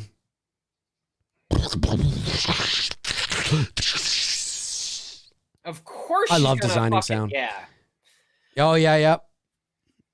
The garage is going up on fire. The old Myers garage. We never got to see the Myers garage. Michael's lying perfectly. And this is an awful sit-up. Why is he lying down? Yeah, why all of a sudden is he lying down like that? Standing. Yeah, like What perfectly happened? like that. Was it the explosion that night? No, he just... We didn't see what happened. No, he didn't. No, I think his back was sore and he just wanted to lie down for a moment. Is he doing like some meditation shit? Well, there's a lot of fire there, but he just went, here he goes. He sits up. That actually, you know what? We didn't see him, but that sit-up was actually not bad because most of the actors don't get it right. The sit-up is okay. I will, but there was, how did he get to the floor? I'm still trying to figure that part. Well, he had pain. He had lower back pain and he needed to stretch it out. Here it comes. Here it comes. Now watch Michael's look. Watch when Freddy busts in. Watch the look on Myers' face. It's like, what the fuck? And he shouldn't be looking like that. See, like, what the fuck? Here it comes. Oh. No! It's brutal. It's brutal. Trick or treat, motherfucker. That's how he says it. Oh, like, look how brightly lit everything is. And, obviously it's supposed to... What is this, a fucking Looney Tunes cartoon? No! You should just cut off his head. What's with the slow motion? God, how many times this movie have we seen Michael switch, the knife, in his hand in slow motion? See, Freddy should not be doing this. This should be Sarah that's doing this, not Freddy. Freddy gets the last laugh on Michael in this movie. Did I hear like a Godzilla roar when he's... There was a Godzilla roar? Did I hear some type of roar or moan or something when he electrocuted him? I swear to God, I heard some shit, dude. There was a Godzilla roar? Are you serious? Was there like dude, chat room, help me out here. Was there like a moan or a loud, like something that came out of Michael, like when Busta hits him with it? Time to say that. As if you take the time We to say, gotta hey, rewind Mikey, that shit. happy fucking Halloween. Oh my God. Yeah, he roars. Yeah, he roars? See, I heard, I swear, I thought I heard like a weird fucking roar in my ear, like Michael roars. He got Katy Perry'd and roared. That is terrible. One of there were like 3 alternate endings in this movie, and one of them, Busta Rhymes says something like, "Hey Mikey, what does he say? Ball ass something bitch." What does he say? The chat will let me know. You burned ass ball ass bitch or something like that. I agree, man. Michael Myers, yeah, definitely at this point became a joke. I don't think so anymore. I think I will give credit where credit is due. As much as I don't like the 2018 film, they've course corrected his character, and I can't not acknowledge that they totally course corrected. Yeah, and I think Michael should be right, and I think that for me is why it sits at my number 4. Yeah. Is because of that. Because every movie after that, whether it's 5, 6, 7, 8, it doesn't, it doesn't work. CNN reporting from Haddonfield.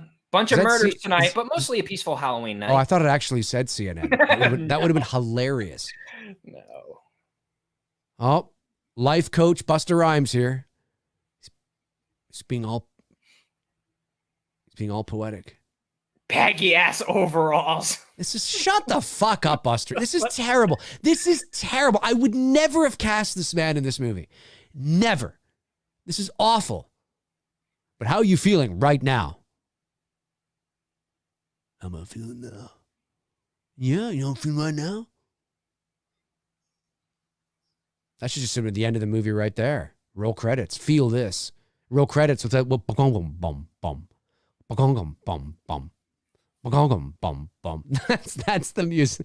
That's Busta Rhymes track to the end credits. Bum bum. I don't warn you. It's not a pretty sight, ma'am.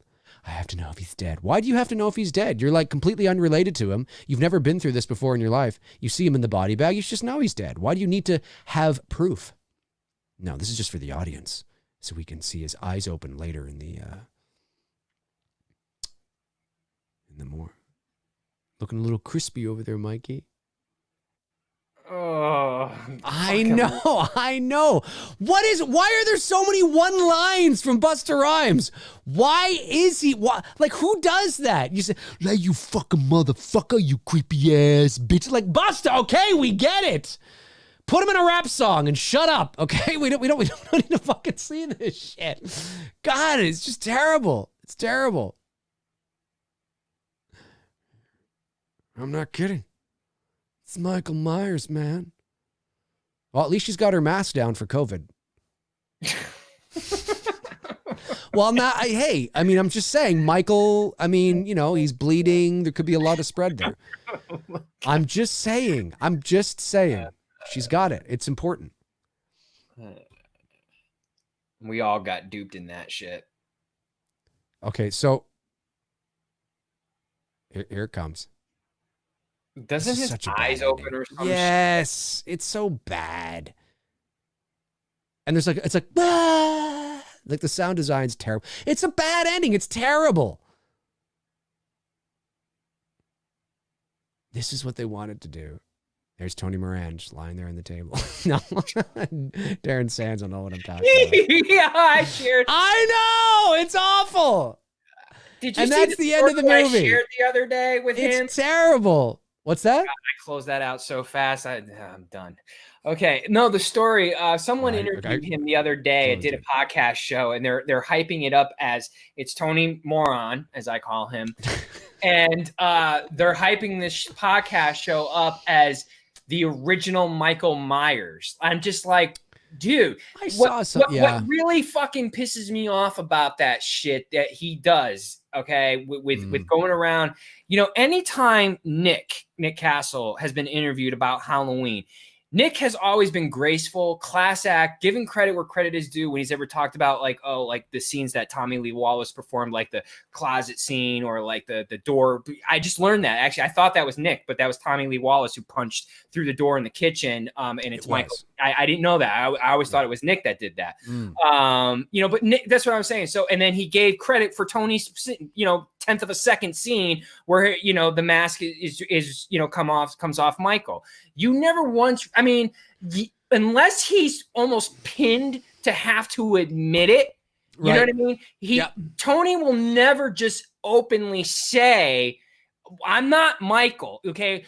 I didn't, you know, like you've said, own the moment when you're unmasked, when Michael is unmasked, okay? But the persona of Michael Myers, the personality of Michael Myers that we see throughout the entire fucking film was created by Nick Castle. Yes, Correct. He was given direction by John, you know, you just walk, you know, I know we joke about that all the time, but there was a method to how Nick was approaching that. There was a method to how Nick was going to, okay, I'm going to sit up and this is how I'm going to turn. Okay, I'm standing here and this is how I'm going to do that, the head tilt. He gave Michael's personality that I've talked about so many times. Like, God, I hope they bring more of that back in the Halloween Kills, because they did bring a little of that in the 2018 film. But Tony, like I said, unless he's pinned in a corner, the dude acts as if like he's Michael throughout the whole fucking film, and that shit just fucking rubs me the wrong way. Well, no, I agree. It's how Sean Clark and I became acquaintances at the very least, and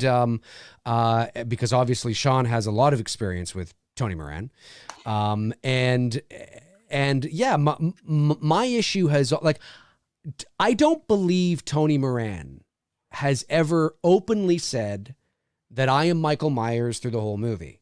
But my issue has always been that it's in what he doesn't say or doesn't correct that is the problem. And as Sean Clark said, Sean used to rep him years ago, like over 10 years ago.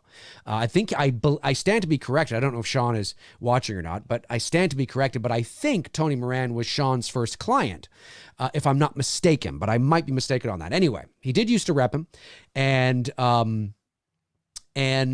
you know, Sean tells the story about how they were at a convention and somebody came up and was asking, you know, was gloating about how, oh, you know, I liked you in this scene, or, you know, I liked you in that scene. And Tony's like, oh, yeah, that's great. You know, thanks so much. Yeah. And after, you know, the person left, Sean was like, hey, you know, Tony, you probably shouldn't do that. You weren't those, like, that wasn't you. And according to Sean, Tony was like, they don't care. You know, and again, now I've never seen Tony do that, but I have no issues believing that he does that. And the vast majority, and the vast majority of people, if you're not a hardcore Halloween fan, if you're not a hardcore horror fan, or if you're not, like, sometimes we have to remember that the vast majority of the movie-going audience don't care about the same things we do, and they don't care about them on the same levels as we do. They're not sweaty Halloween fans. So the average person who's interviewing Tony for a local news station or for a network or something is just gonna call him Michael Myers from Halloween, and he's not gonna correct them, and he's not gonna make the distinction. And why would he? You know what I mean? I mean, I know why he should, but I'm just saying, if he's gotten away with it for this long, he's not gonna correct them. Well, Jesus Christ, Tommy Lee Wallace played him Michael more than Tony did in the film. I know, but you were right. Did. But you are right that Nick Castle gave Michael, for all intents and purposes, his personality. Now, he doesn't have a personality, but his character, his cadence, his movements, you know, and Tony was just unmasked Michael Myers. That's an important part of the movie. Dude, if I was unmasked Michael Myers, I'd be fucking owning that shit like it was nobody's business. That's fucking cool, man. Yep. You know what I mean? And arguably outside of Halloween, I mean, I know he's unmasked technically in, you know, H18, but outside of that, you know, and outside of Don Shanks and 5, which was just abysmal, I mean, that's it. That is really the only time we get, and still to this day, really the only time that we get a real good look at Michael's face. So yeah, it's unfortunate. It's unfortunate, you know, and if I ever see him, I'm gonna be like, hey man, Deborah Hill's scene's better than yours. Yeah. I mean, it is. I mean, all intents and purpose, that scene where it's silhouette Michael up against the it's Wallace great. house. It's great. It's one of the best shots of the movie. It's one of the best shots in the series. It's one of my favorite shots of all time. Southpaw 82 sends a super chat and says, everything about H2O is awful. HR over H2O any day. They're pretty both. I mean, I agree to disagree, but hey, that's the whole point. Yeah. I think I would probably side with Tony on that in the sense of that H2O does have Laurie. So when she's on screen, I enjoy watching her character's realization about the shape and things like that. Everything around it, I just absolutely hate. But I enjoy watching her arc too in H2O. Like you can't undermine Josh Hartnett's performance, and it was his first film. You know, he did good. What's her name there from Dawson's Creek? Michelle Williams. She was good in the film. Was Dawson's Creek? Yeah, Michael was looking for James Vanderbeek. That's what he was doing there.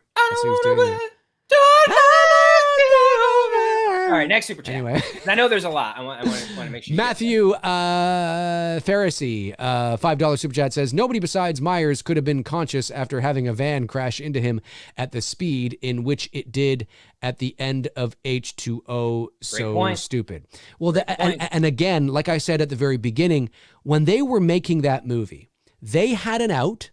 But you never know. You never know. I mean, unless you're a Star Wars movie or you're, you know, a Marvel movie, you know, that you know, and especially today, of course. But back then, 22 years ago, horror movie, late 90s, you don't know how well it's going to do. You might have ideas, but you don't know if you're ever going to do another one. So they set it up. That was Michael Myers. Folks, that was Michael Myers at the end of H2O. They wanted it to be Michael Myers. It was supposed to be Michael Myers. And they knew that if they didn't make another one, that was the perfect end to the arc. And which is ironic because it actually Halloween 4, like I said on McRae Live last week, is actually a better ending than H2O because it helps to perpetuate the original intent of the message of the... now, Halloween 1 is really the perfect ending. Halloween 2... okay, Halloween 4 is actually the next best perfect ending because you make it cyclical and you help to perpetuate and help to instill the idea of you can't kill the boogeyman, evil never dies. This is really about evil never dying. That's what the original Halloween was all about. You've heard me say it 1,000 times. Michael is gone at the end of the movie, not to set up a sequel, but to just bring the message of the movie home. So at the end of Halloween 4, when you have Jamie at the top of the stairs with the scissors, I said knives or a knife in my show last week. Obviously, I meant scissors. That's great. Like that would have been a great ending, and no more. That because it's bringing it full circle and whatnot. Yep. When you get to H2O, Laurie wins. Yes, it's good for her character, but it doesn't actually help to the evil never dies thing. But nonetheless, they set it up that way. They wanted it. This is what we're going to do. And if the movie did okay or didn't do very well, hey, no issues, right? That's the end. That would Mustafa Akkad, it never would have come out, you know, that actually that wasn't Michael Myers. No, I mean, you know, you may have heard of ideas, but they had an out. They had an out. And the out is ridiculous because Michael Myers would never do that. It's unnecessary for him to. It is. Mustafa was determined to get to that 22. Oh my God! Why would Michael? Donald Pleasant said he would do 22. Mustafa I know. Was going to do 22. But it's so dumb because Michael would never have taken the time to get naked, switch outfits with the paramedic, somebody could walk in and see him. He would have just realized, oh, I'm alive, and just walked off into the ether. That's what he would have done. You know? But anyway, that being said, I digress. Yeah, what was that? What were we saying? Oh, H2O. Yeah, so yeah. We've already said it. Howard D says, $5 super chat. How the hell did Michael know to trick Laurie by acting confused like the paramedic? Was he in the woods watching her decapitate him? I think he was there. I think he was there in his underwear. I think he was chilling, having some bourbon and watching the whole thing goes down. Yes. Yep. I think you're right. Power Packers 90 sends in a $2 super chat, says, isn't Michael framing the clown dude?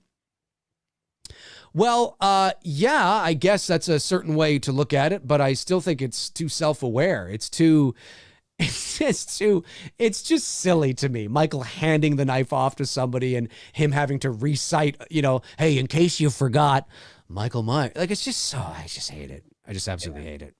Absolutely hate it. Let's see here. Tom Ungurian. Yeah, I think that's right. $2. Thanks, buddy. Love this movie. Love the chat and love you guys. Well, I like 2 out of the 3, you said. Blood Red Skies sends in a $2 super chat and says, this Halloween has got the most of us black folks. Yeah, I guess so. I guess that's right. I guess that's true. Howard D also says, per the Thorne films, where killing his family is his compulsion, what do you guys think would become of Michael if he completed his goal? He would have been an old man up in the hill somewhere knitting blankets for the rest of his life. I think, well, they set it up. There was a baby. Oh, yeah, that's right. Jamie's baby. Yeah, Jamie, the incestual sort of, the father and the uncle. Yeah, That's why I put 5 above 6. That's a big reason why I put 5 above 6. It's not saying much, but I can't put 5 above 6. Todd Fayer says this movie is a masterpiece. Thank you, Todd. Dude, it's better than Citizens Kane. What are we talking about here? That's true. Yeah. Jeff Harris sends in a $4.99 super chat. Thank you, Jeff. Says it's so hard to not drink bleach while watching this movie, this movie. Anyways, keep up the great work, you both. Thank you very much, Jeff. Really appreciate that. I think Jeff, his name was the Film Addict, and now he's switched to his real name. I believe that's who he is. Jeff Harris says, I meant doo-doo movie. Shit, you meant shit. Cobra Dojo sends in a £5 super chat and says, if the first sequel to H4 was 18, no one would have given a crap. It would have flopped. Love or hate these sequels, the sequels matter. Yeah, Cobra Dojo is very hell-bent on convincing me that the sequels matter, and the sequels don't matter. What's Cobra Dojo? Is this like a Cobra Kai thing? I think so, yeah. I don't know about. Like what's up? I'm lost right now. Oh no, he's a great supporter of the channel, and he loves the Halloween sequels. Oh, and, I thought it was like a Karate Kid thing, and I missed something here. I was like, wait, what? No, Cobra Dojo is his screen name. Okay, he's a screen name, and he says if the first sequel to H4 was 18, no one would have given a crap. Well, it wouldn't have been 18 because they would have had to have. I mean, you couldn't have taken 18 and made 18 the direct sequel to H4 because that doesn't make it, like, the story of 18 doesn't make sense to being a sequel to H4. So so 18 would have had to have been a different Halloween 18 than what we got. It would have, I think you would have, I mean, the best thing to do would be to bring back Rachel and Jamie and see where they are and, continue it that way, right? And would people have mattered?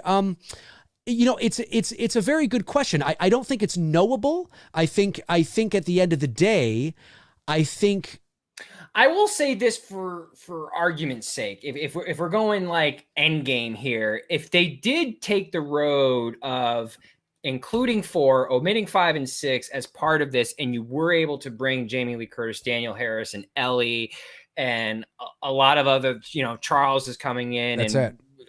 Lindsay's coming back. I always forget Lindsay's name in real life. Kyle Richards. Thank you very much. You know what I mean? Like you're starting to bring some, heavy names from the franchise back that if they were and totally cool with Anthony Michael Hall playing Tommy, it doesn't have to be Paul Rudd.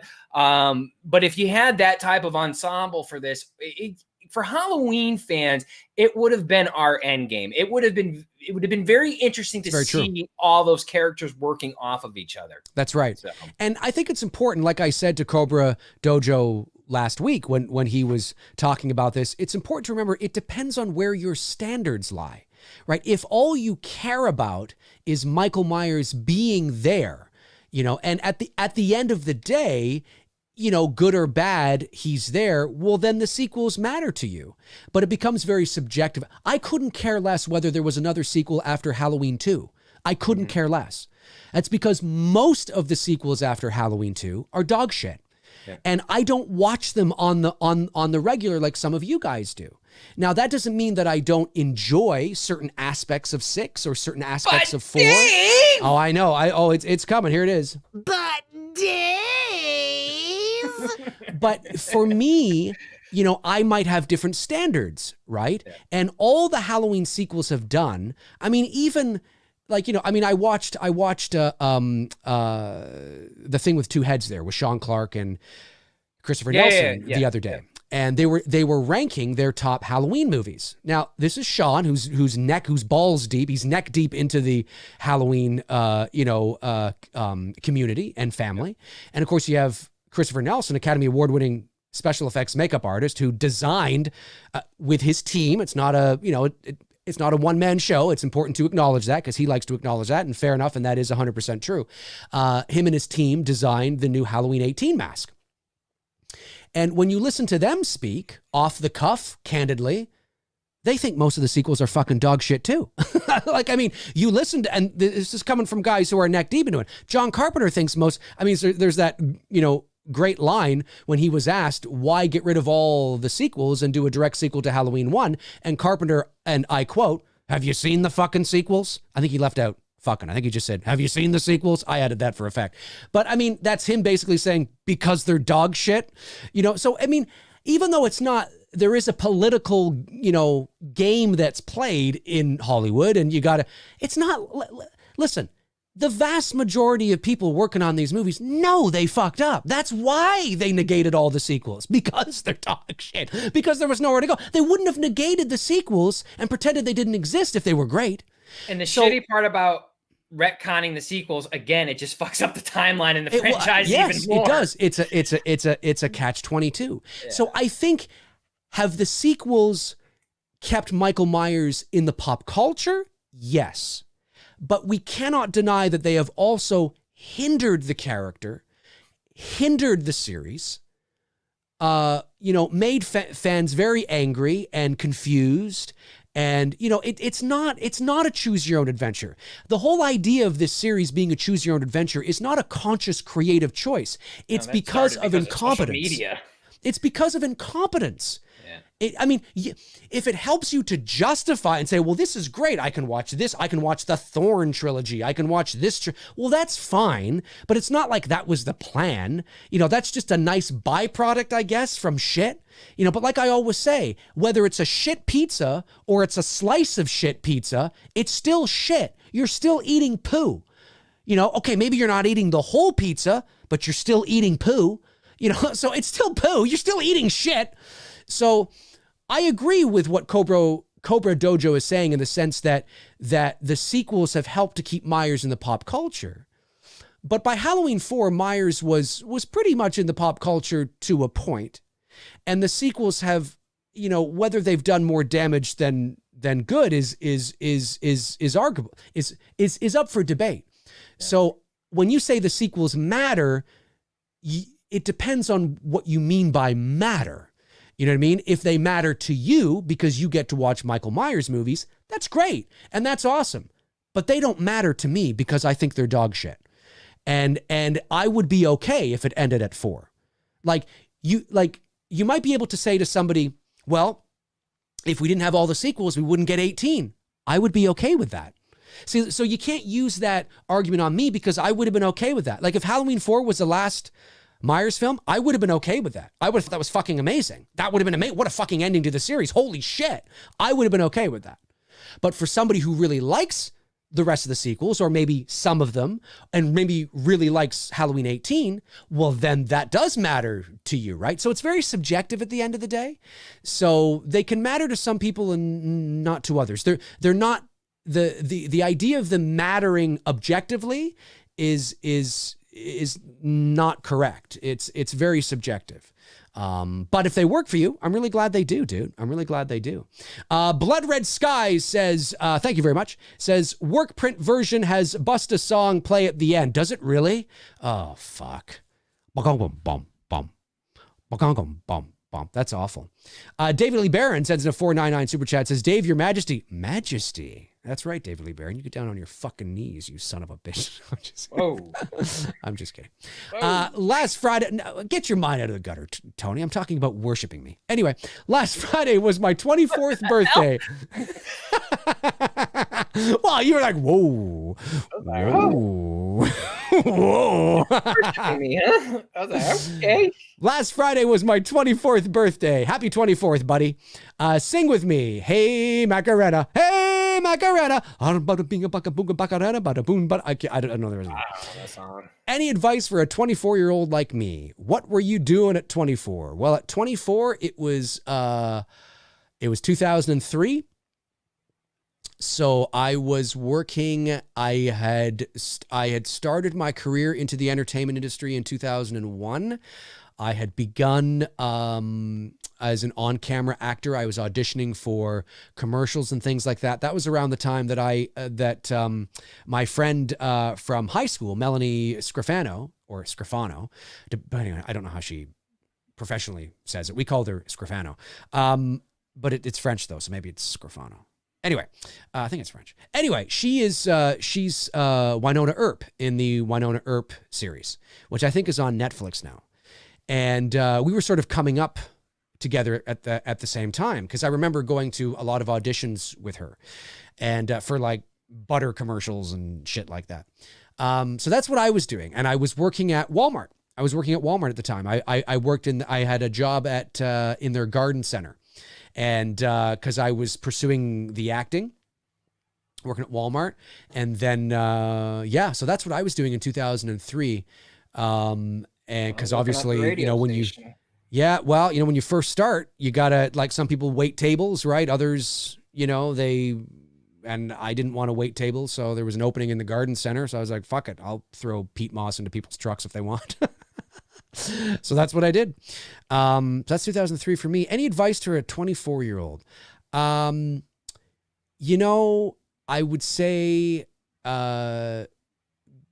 it's a different. I mean, it's not like I'm that much older than you, but I'm older than you enough that a lot of things have changed in 27 years. 17 years. But I would say that just enjoy this time. Because it sounds a little cliche and I'm going to sound a little big brother, but it's true. When you get to your 40s, you realize that, wow, I'm heading to my 50s now, and the world is not really made for us anymore.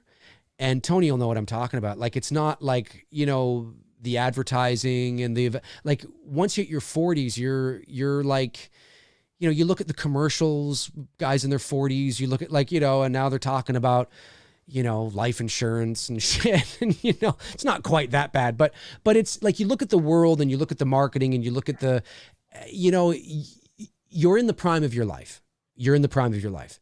And I would say just enjoy it. Take it seriously. Don't fuck off because you don't want to, be trying to figure out what you want to do when you're 35, but don't take it too seriously. Just enjoy life and enjoy your 20s, man, because, when you get to 40 and, you start going, wow, I'm going to be like, wow, I'm no longer heading to my 40s. I'm now on my way. I still got, 9 years to go, but I'm now heading to my 50s. And once you hit 50, you're like fucking 50. Nobody gives a fuck about you anymore. You know what I mean? I don't know. Tony, you got any advice for this kid? Yeah, I'm not going to be as deep and heavy as Dave. Get as much ass as you possibly can, bro. Get as much as you can. Enjoy life. Safely. You don't want, when you're my age, somebody showing up at your door going, Daddy, and you're like, oh, fuck. You don't want that. See, Dave's the brother that you go to for good sound advice. Tony is the brother you go to where you just want to fuck off. So if you can balance Tony's advice with my advice, little Miyagi, balance it. Yeah, you've got it made. You've got it made, right? You've got it made. That's what you got to do. Song fans. Oh, no, wait. Dave Lee Barron sends another one, 499. At the end of Resurrection, it sounds like the nurse touched Michael's testicles. That's why he made that sudden moaning sound when he opened. Probably. Sounds like a fucking, it does. Sounds very, very strange. Very strange. Song fan sends in a $1.99 super chat. At least this has more mood and atmosphere than H18. Well, I disagree on that. I disagree. H18 was largely void of mood and atmosphere, but it was more, I get what you're saying, but it's the overall feel of the movie. I don't like the feel of the resurrection. Sweet Tea, hello, Sweet Tea, sends in a $9.99 super chat for the channel, my friends. Be safe too. You as well, Sweet Tea. Mendel Goodman sends in a $5 super chat and says, do you think they filmed Michael screwing with Jamie? No. I don't think they filmed that. Are you talking about in Curse? Yeah. I don't think they actually filmed that part. You know, Michael on top of Jamie thrusting his hips. Maybe. I thought there was a deleted scene of some sort where you do see her getting pregnant. Is there a deleted scene? Can you imagine? There was some shit like that out there. Chat room, help me out. In The Curse of Michael Myers, I know it's not in the producer's cut because I have the producer's cut, but isn't there some shit where they did film a scene where some shit's going down and you see Jamie getting impregnated by whatever? So you mean to tell me that Michael has got his coveralls down by his ankles? No, and you can tell, and he's got his boots on, but you can tell he's got black socks up to his knees. Jamie was pissed. Jamie was pissed. Why are you leaving the boots on? Yes, he's got like old man black socks up to his knees, and he's still got the mask on as he's thrusting. Yeah, see, even Potato Quality. I love that name. Potato Quality. There was supposed to be a scene like that. I don't know if it's been filmed or what, but so we go from brutal. We go from I met this 6-year-old child with his blank, pale, emotionless face to him standing over his niece and fucking her. That is fucking brutal. That is absolutely brutal. It just goes to show you how sick Pedowood is, but you know. Oh my God, that's brutal. That's brutal. A very generous super chat comes in from William Long, who says, "Hey D&T, I think part of my hype for H18 was it being the first one I was able to see in the theater." That's amazing. It makes sense that Curse did that for us. Yep, very cool. And it actually looked promising. Now, though, I'm fine with kills and ends being the last ones, period. I don't think Halloween has the longevity. Well, I've been saying that for a long time, dude. I think what it comes down to is, you know, when you go back to... jumped the shark and then some with this franchise. And look, if you want to continue the story with Michael from Resurrection, well, then knock yourself out, because he's literally supernatural in that movie. And he just goes on and on and on and on and on. But if you go back to the original intent of the character, you can't do that, because it's inevitable that, I mean, if you tell me that this is a man with a weird supernatural element to him. So what does that mean? That just means that there are things he does that are unexplainable, that might be explainable, but they're very strange and weird, and you can't quite put your finger on it. That's really cool. That's a great element to have for a character. And that's what he was like in the first, right? He wasn't literally, you know, but that's what he was like. So that's really cool. So that's what he is in H18. The problem is that if that's what he's going to be in Kill, like there has to be a natural shelf life here. And if you just continue on with him, if after ends, it's Halloween ends, Halloween begins, Halloween resurgence, Halloween and you just keep going, you're going to wind up where you were. You're going to wind up where you were before you did H18. And then it's like, I think it's okay that he ends. And I think if you end it, it's not that he ends, it's how it ends. What do you do with the character? And I say this a lot, and I don't mean to toot my own horn, but I say this in regards to the sequel concept idea that I posted on my channel. What I mean by toot my own horn is because people have actually reached out to me saying that it didn't bother them. And I think one of the reasons why it didn't bother them is because my idea was all about character, all about paying, doing the character justice, doing the original intent justice. Yep. And I won't tell you the ending of it if you haven't heard it, but I think the video's got nearly 50,000 views now or something. And it was my idea for a sequel to Halloween 18 before the sequel to H18 was announced. And I paid very close attention to that. And I even have Michael on fire again at the end of that video, and nobody was bothered by it. But I think there's a reason why. It's where he was on fire. It's who was with him when he was on fire.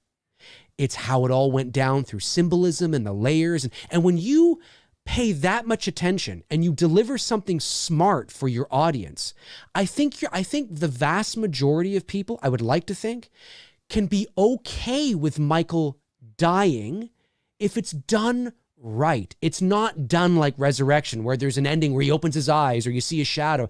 It's done right. And Tony had a great idea to complement my ending as well that, we've talked about there too. If you do it that way. I did? Yeah, you did about how you hear Dr. Loomis's speech over and all that kind of stuff. And you bring it full circle, right? And you have that, and then I had that one line from the TV version of Halloween 1, which isn't officially canon, but of course you can cherry pick if you want now. And you take that one line where he says, "You think you fooled them, haven't you, Michael? But not me. But not me." And he says that, and that's the last thing you hear. You just hear it. You know what I mean? And it's like, what? But the trick is to never make another one. And it's smart. It's smart. You plant the seed of doubt in the audience's mind, but you don't make another one and all that kind of stuff. Like it's very, that I think an audience can walk away going, okay. Now, I'm not saying that's what they have to do with Halloween Ends. I'm just saying that if Halloween ends just kind of pedestrian-like and like all the others have ended, it feels incomplete. And I think if you really kill them and you really make it smart and symbolic and respectful, you can tell that it's done with respect and love and care. What, you don't want Jamie Lee Curtis to look over at Michael and be like, "Trick or treat, motherfucker." No, but I just think that I think that the fans will be okay with this incarnation, with this story coming to an end. And then if you want to reboot it 10 years down the road or 7 years down the road for a new audience with a slightly different story, knock yourself out. Yeah, and I told you what I would do, man. Exactly. Just start from scratch, man. You can still have Michael kill Judith, but from there, no family ties. It's just that's it. It's free. But I think it's important that if anybody from Blumhouse is watching, I highly doubt they're watching, but you'd be surprised. I've had people reach out to me that I've been like, "Oh, wow, I didn't know." Okay, cool. But if anybody is please make it smart, make it layered. Be respectful. We can end this story on a note where people go, "Wow, what an ending.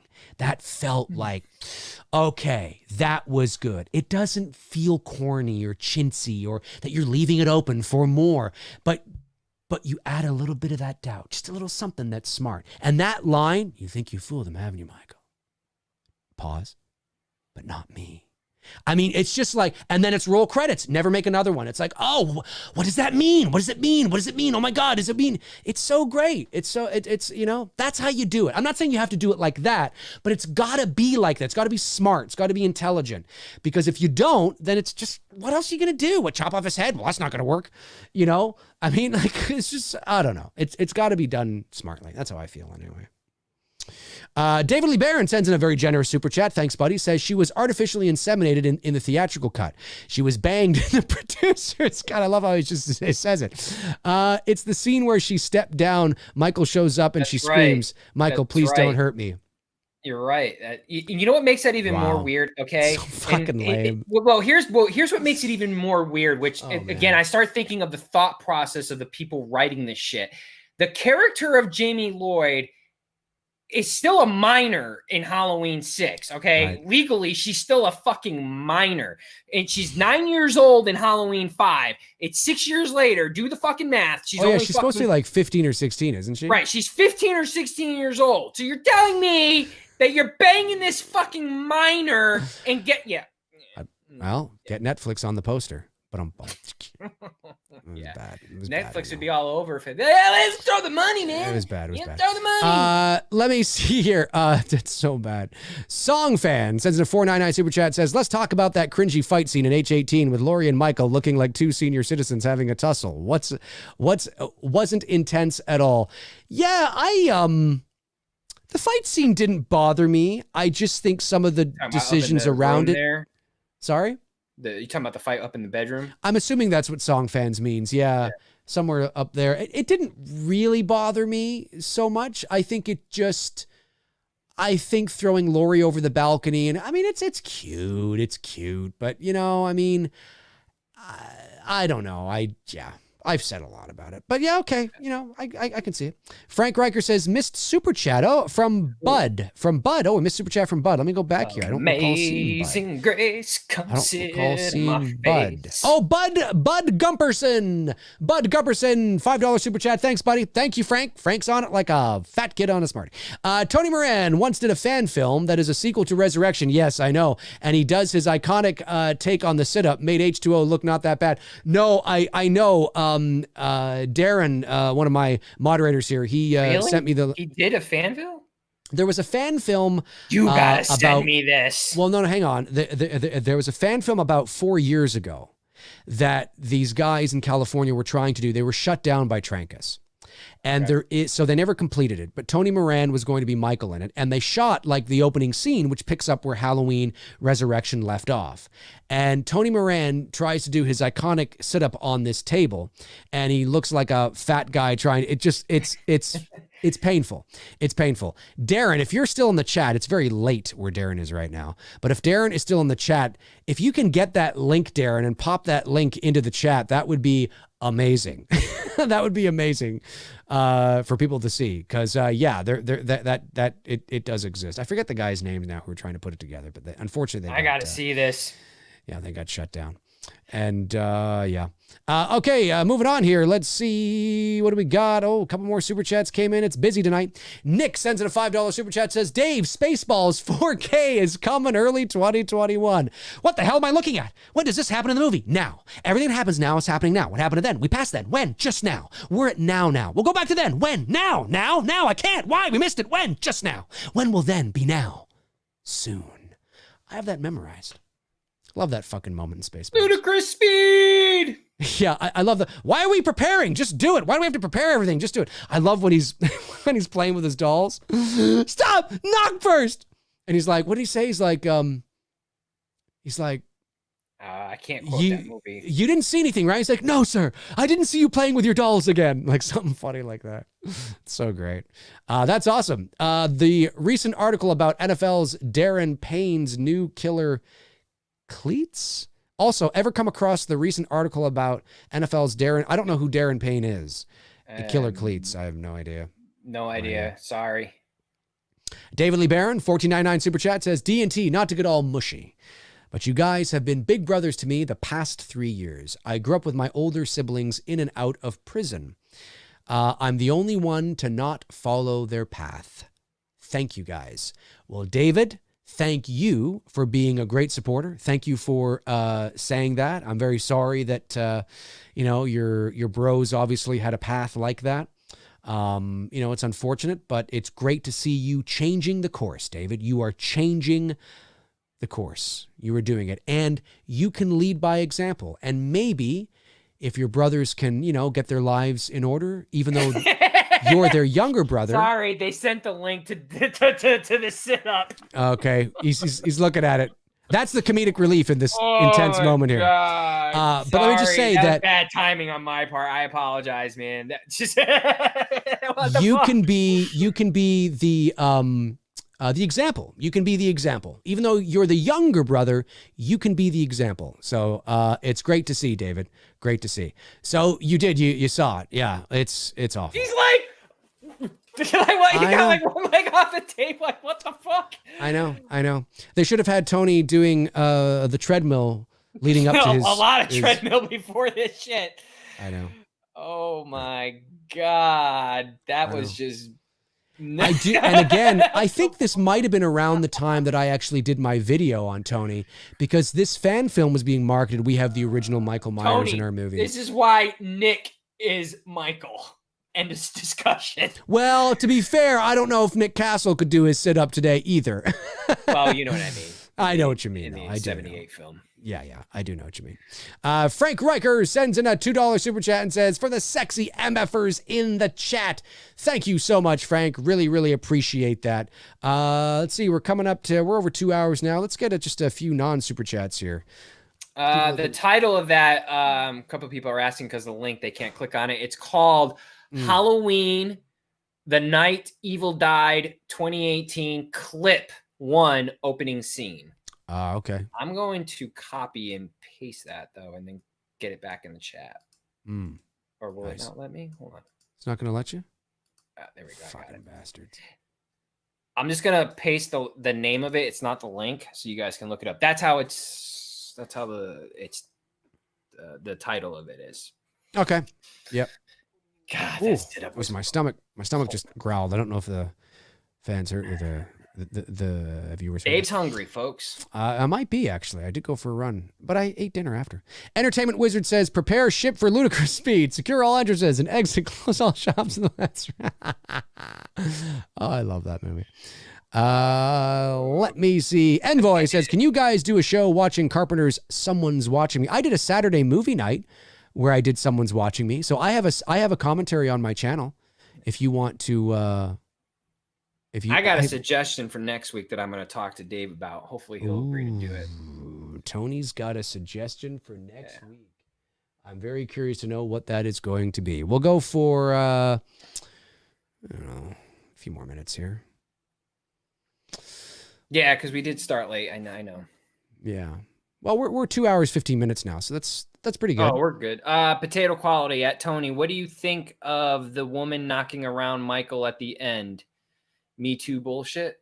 At the end of 2000, at the end of Resurrection? Resurrection. Well, there was no Me Too then. There's definitely no Me Too then. No, I've always said the one thing you can never argue about horror films is like, look, the final girl, the girl who overcomes adversity against the monster, that's been the narrative and formula of horror movies going back to the monster films of Frankenstein and Dracula and whatnot. It's always been the heroine of horror movies, and that's never been a Me Too thing. I mean, you look at, just list them off. Jamie Lee Curtis, as much as I don't like Laurie Strode, I got to give credit where credit is due. Amy Steele in Friday the 13th, Heather in Nightmare on Elm Street, Nev in Scream, Rachel and Ellie in Halloween 4. I mean, you could go on and on with all the girls who have played the final girl. No, that never, I will never associate the Me Too movement, even in current times that we're in, because that formula of the girl being the hero at the end of the horror film, that goes back to the beginning. Of it all. Mm-hmm. TJZ says they should have made Halloween Returns, not H18. Listen, there were a few little fun things in the H Return script, but I still got to read that. I haven't read that yet. It's not like I read it and was like, oh, fuck yeah. Because you know what? Sometimes you can read scripts and things can look great, but it's all in the execution, folks. It's all in the execution. I know what he's talking. You know what? On? I know what Potato Quality's talking about. Potato Quality. I know that name is just great. Because it's the execution now. Okay, for an example, okay, we'll use Nev. Okay, when Nev starts going toe to toe with them, and she's fighting for her life. Okay, that's part of the arc of her character. Right. What I didn't like in Halloween 2018 is that Michael is just like, he's in a zone throughout the whole fucking film, just killing people left and right. Then he becomes a bumbling idiot against the Strode women.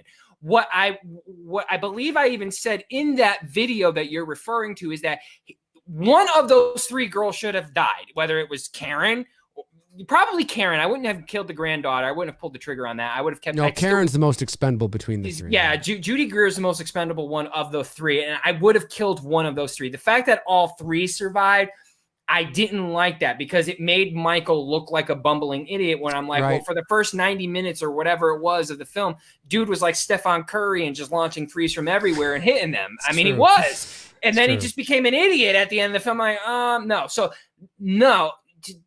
I believe that's even what I said in that video, is that one of the three Strode's girl he should have killed, and it should have been more of a battle between him and the girls rather than the girls. Not necessarily, they didn't overpower him. He just became a fucking idiot, and I didn't like that. I understand. So I understand. Yep. Yeah. I understand. What do we, you want to take this thing to, let's see, we're at 2 hours, 18 minutes. You want to take it to 2.5 hours? Yeah. That's another 10 minutes? 10 minutes. That's fine. All right. 10 minutes, folks. 10 minutes, and then we are out of here. Out of here. Kenny525 says, Dave and Tony, what's your dream car? Mine would be the 70 Chevelle. My dream car, I actually have my dream car at the moment, which is the Challenger. Nice. So I'm trying to think of what else. I mean, it would probably like, I like the Challenger cars, so I don't like, it'd probably be like And I want a like good pickup. I want a good classic pickup. Yeah, pickups would be fun to have. A pickup truck would be fun to have. I Good like classic Chevy. Yeah, I've never owned a pickup, but I've driven them. Would you want new or old? No, I'd probably want new. I like just because the conveniences of everything, you know. Sure. Like, that's one thing I like about, you know, like the Challenger is it's got that classic look, you know, and it looks great and you can spot it a mile away. But when I go into my car, you know, it's got all the conveniences of modern day life, which is really cool. Like, I got like the infotainment and the big screen. Oh yeah, and I get it. You know, so it's just kind of cool. Like, it's, you know, but I do understand the you know, I have sat in old like 70s, you know, Chargers and Challengers, and it's pretty fucking cool. But I guess now we're just so spoiled, you know. Like, if I'm gonna, and I know I'm pretty engine knowledge, not so much with modern cars, because with the computer chips and shit, it fucking confused me. But old school cars, like, I mean, I had the 79 Camaro, had an IROC, so I'm very familiar with their engines and the layout, and I can maintain. The Chevelle is going to be pretty much similar, so I'm knowledgeable enough. If you were to get a 70 car, whatever, a Chevelle or Camaro or whatever, you've got to know what you're doing to maintain those cars, because they need a lot of maintenance. They do. You know, it's like you said, modern cars. Not that you don't need to maintain modern cars, but you know, like with yours, there's a bit more of a cushion with the modern cars than there is with the older cars. No, there is. And I've driven, you know, with the old car, and when you go fast, you can feel it. Like, you don't feel safe. Yeah. Well, that's what I love about it. When that's part of it. When you're in those old cars, that you feel like you're driving something badass. You know what I mean? Like, there are times when I'll be in the Challenger, and, you know, I you know, and away I go.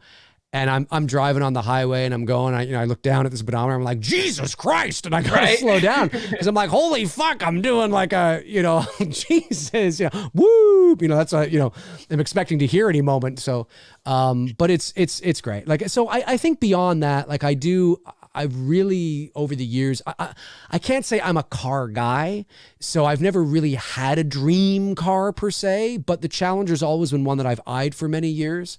And I would say that, you know, next, I mean, I would probably just keep it in the Challenger line. Like, I'd probably like, oh, it'd be great to have like a Hellcat, you know, or something like that, you know, which is a couple up from what I've got. So, cause I don't have a Hellcat. I mean, those things are like $100,000 or whatever. Like, Jesus Christ.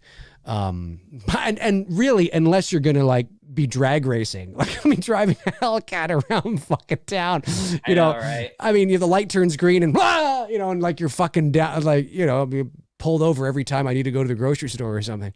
You know, yeah. So I kind of have to keep it, you know, I don't want to get too crazy, but yeah, I love the classic look of the Challenger. It's just great. So it's nice. It's a sweet looking car. I see Kenny 525 dropping in the 67 Impala. Are you a Supernatural fan? You like that baby? I think that's what he calls her, right? In the show, what did baby. He said 67, and I saw him put 67. Oh, right. I think that's the Supernatural car, and I think he calls the car baby. Does he? The Dean guy on the show, he calls the car baby. It's either 67 or 68. I can't remember which one it is. Yeah, I'm not up on my Supernatural, so. Yeah, I haven't watched that in a long time. It's a good show. That's what I hear. 15 years, I couldn't stick with it. Yeah. Song fans, $4.99. Thanks, buddy. Says, to be honest, I'm pretty nervous about David Gordon Green directing the next 2 installments of Halloween. Don't think he can do a horror film. Well, we'll see. I actually think, I believe this. I think for those of you that loved Halloween 18, and there's certain things that I'm hearing from my sources, which is why I feel confident to say this. I think if you loved Halloween 18, you're going to love Halloween Kills. And I think if you didn't like Halloween 18, I think you're going to like Halloween Kills. And I think the reason for that is because you're kind of in that mode where it's like, well, this is what it is now. Like, I'm just like, you know, because David Gordon Green's making a direct sequel to his own movie, you know, so it's kind of like the cat's out of the bag. There's a little more creative freedom. And I think that, like, it is going to be intense. As soon as I heard the name Halloween Kills, and this isn't like a scoop or anything, I knew instantaneously that movie is going to have a lot of death. A lot of death. There's going to be a lot of death. A lot of the bodies are going to let the bodies hit the floor. Like that's what this thing is going to be like. And I believe that's what it is. I'm hearing from certain people. So, and now you could say, well, doesn't that bother you? Because, well, it's not what I would do, but Halloween that's long, it's gone. Body count, was well, ramped it did. up Well, it did. But it's kind of like, it's like, it's not, they're not doing that. And I understand why they're not doing it. So I think, I can turn that off. I can go into a movie theater and watch it for what it is. And I have a feeling I'm going to enjoy this movie more. I just have that feeling. I don't know why, but I know why, but I don't know. I mean, maybe I'll be wrong. But if you really liked 18, I think from what I'm hearing, and it's not like I know a lot, but there's certain things that I've heard. I think you're gonna, I think you'll like it. I've said this many times. I just want to enjoy a Halloween film in theater. I think my bar has, I've kept myself out of knowing facts about this film, which is good. I mean, I know a little bit, but I've kept myself pretty green. So when I go in there, I don't have a high expectation. I think that's what hurt the 2018 film for me a lot, was because we were on a 10-year hiatus from the last Halloween film, and the last Halloween film that we saw in theaters, I walked out on, which was Rob Zombie's 2. Right. So I really had a bad taste in my mouth. And, aside from H2O, and I mean, I had fun with Rob Zombie's first Halloween because I saw that with my uncle, and that was a cool experience to see a Halloween film with him, because he's he's the horror guy in my family too. Yeah. And he, so that there's, I like Rob Zombie's Halloween movie experience for more sentimental family reasons than the actual film. So it has a different feels for it.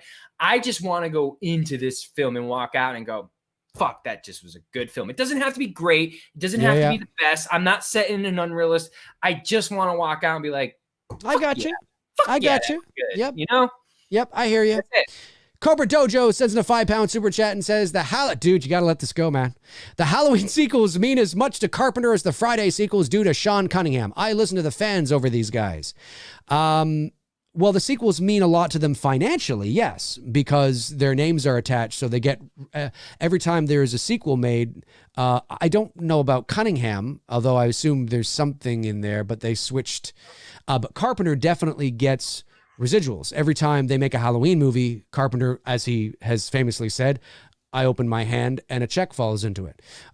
So making money. No, but he doesn't care. I mean, he doesn't care about them in the same ways that you care about them. He doesn't think they're good because they largely, escape from the, and listen, when Carpenter says what he has said about Halloween Kills, and I have heard, I watched the interview, I heard what he said.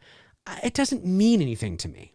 I'm not saying he's lying. Maybe he really does think that this movie is the quintessential slasher. Oh, it's great. It's intense. What David Gordon Green did was great. The thing that came out, a couple of weeks ago where Carpenter said, but it doesn't mean anything. And why doesn't it mean anything? Because these kinds of things are have been said on multiple times in the past, and B, what else is he going to say? He's not going to say, well, this thing's fucking shit, it's absolute garbage. He's not going to say that. So I don't put much stock into it. I never have. I never will. Because it could be just as bad or just as good. It could go either way. I mean, James Cameron has said that this is the best Terminator for the last 3 Terminators. I mean, it doesn't mean anything. Oh, fuck that. Terminator ended at 2 for me. Yeah, anyways. It doesn't mean anything. It doesn't mean anything. So, and Carpenter's getting a lot of money to be an executive producer on these movies. Yeah. And so, I mean, financially, yes, it means a lot to them, but not creatively it doesn't, because it's a fraction of what it was. I mean, Carpenter has said this, that it's not what it was. I mean, the sequels, have you seen the sequels? I mean, he's just saying right there, they're shit. I mean, it's basically what he's saying, right? So the sequels matter to them from a financial standpoint, sure, just as much as a ad that I do, that I get, matters to me, that wants to run for a couple years. It's great. What happens? I open my hand and a check falls into it. but I mean, I don't care about the ad. It's, you know what I mean? So anyway, it's not the exact same thing, but it's the principle of what I'm saying. I love that you love sequels, dude. I really do. And I agree with you that the sequels are important in the sense of that they keep the character relevant in the sense of that he is in the pop culture. But because the sequels are largely awful, they've done more to hurt the character than help the character. Imagine if those sequels were all good, where the character would be. So it doesn't, and it's very subjective, right? So It's true. David Lee Barron, $4.99 super chat, I think. Wait a minute, where is it here? Oh, did I miss one? I don't think I missed one. Drew Tyler sends in a super chat and says, how did Michael not snap Laurie's neck by the door? Because the credits would have rolled and they needed more movies. Script, baby. Comes down to the script. That's what it comes down to. David Lee Barron says, Dear Pichet. That's like, wait, hold on. That's like, hold on. No. It's like. Here we go. Well, it's just like these videos out there are like, it's so absurd. Like, it's not. We mean fans and how intense fans get? Yeah, it's like, well. Oh, yeah, fans are fucking sweaty, man. Who do you think would win? Johnny Lawrence or Chosen versus Mike Barnes? And I'm like, listen, it's however the fucking writer of the script wants to do with the film. Like fans, it's nuts. Like, and people will literally spend like an hour fucking breaking down, like, like the karate skills of Johnny Lawrence and Like, I'm going into Karate Kid right now because I've been in a Karate Kid mood lately. I gotcha. So, and I've watched, and it's your favorite movie of all time. It is. It's my favorite movie of all time. I watched the first two here recently, and it's always fun to go back to them. And I've been in this, and I rewatched Cobra Kai again. Right. Such a great. I can't wait for season 3. But like they get so like, and I'm just like, yeah, that's great. But if their script, this writer decides to go here with it, it don't fucking matter who's That's better true. than what, And it's true. The same thing with, like with why didn't Michael snap her neck? Because that's not the way they wrote the fucking film. That's it. Yep. No, you're absolutely correct. There you go. Let me see here. Jeez, let's get through these here. Southpaw82 says, why do the worst cut of film get released by studios when usually the director's cut is far superior? Who has the last say? Always wondered how that works. Because studios are fucking idiots. Yeah, well, it's because the studios largely do get the last say, and there are certain things that creative heads and executives want to see or believe a certain thing is better, and that's why they do believe that this is better, or this will serve the audience better, or this is more marketable, or this is there's a large reasons of why, and not every movie has a director's cut or gets a director's cut. Actually, more movies don't than do, but if you are lucky enough to be a director who might have that clout or might be able to have that agreement with the studio or be able to get one, it can work. There's pros and cons to the studio system. I mean, if we didn't have the studio system the way it was, we'd never get these big multi-billion-dollar movies. Agreed. But I do like to think, though. I don't know. Maybe I'm wrong, but I do get the sense that with Blum, though, because he does have a pretty decent track record, that I think Blum stays out of it as much as possible. Right. Which is why I think Blumhouse produces a lot of, you can say he's gone woke and all this stuff like that, whatever, but you got to give the dude credit where credit is due. He does crank out hits. I mean, you can't deny that. And I do wonder, is it because he stays away from everything and just lets the creators create? Now, I know with Halloween, Universal's involved too, right? It's not just Blum, right? It's Universal's the distributor. Blumhouse is the production company. So, okay. So I think he does keep himself in check and just say, okay, guys, you do your thing. And, because back in the day, horror films, that was the big issue. Producers get involved and it just fucking turns to shit. The problem with Blum is that lately Blumhouse just seems to be throwing everything and seeing what sticks.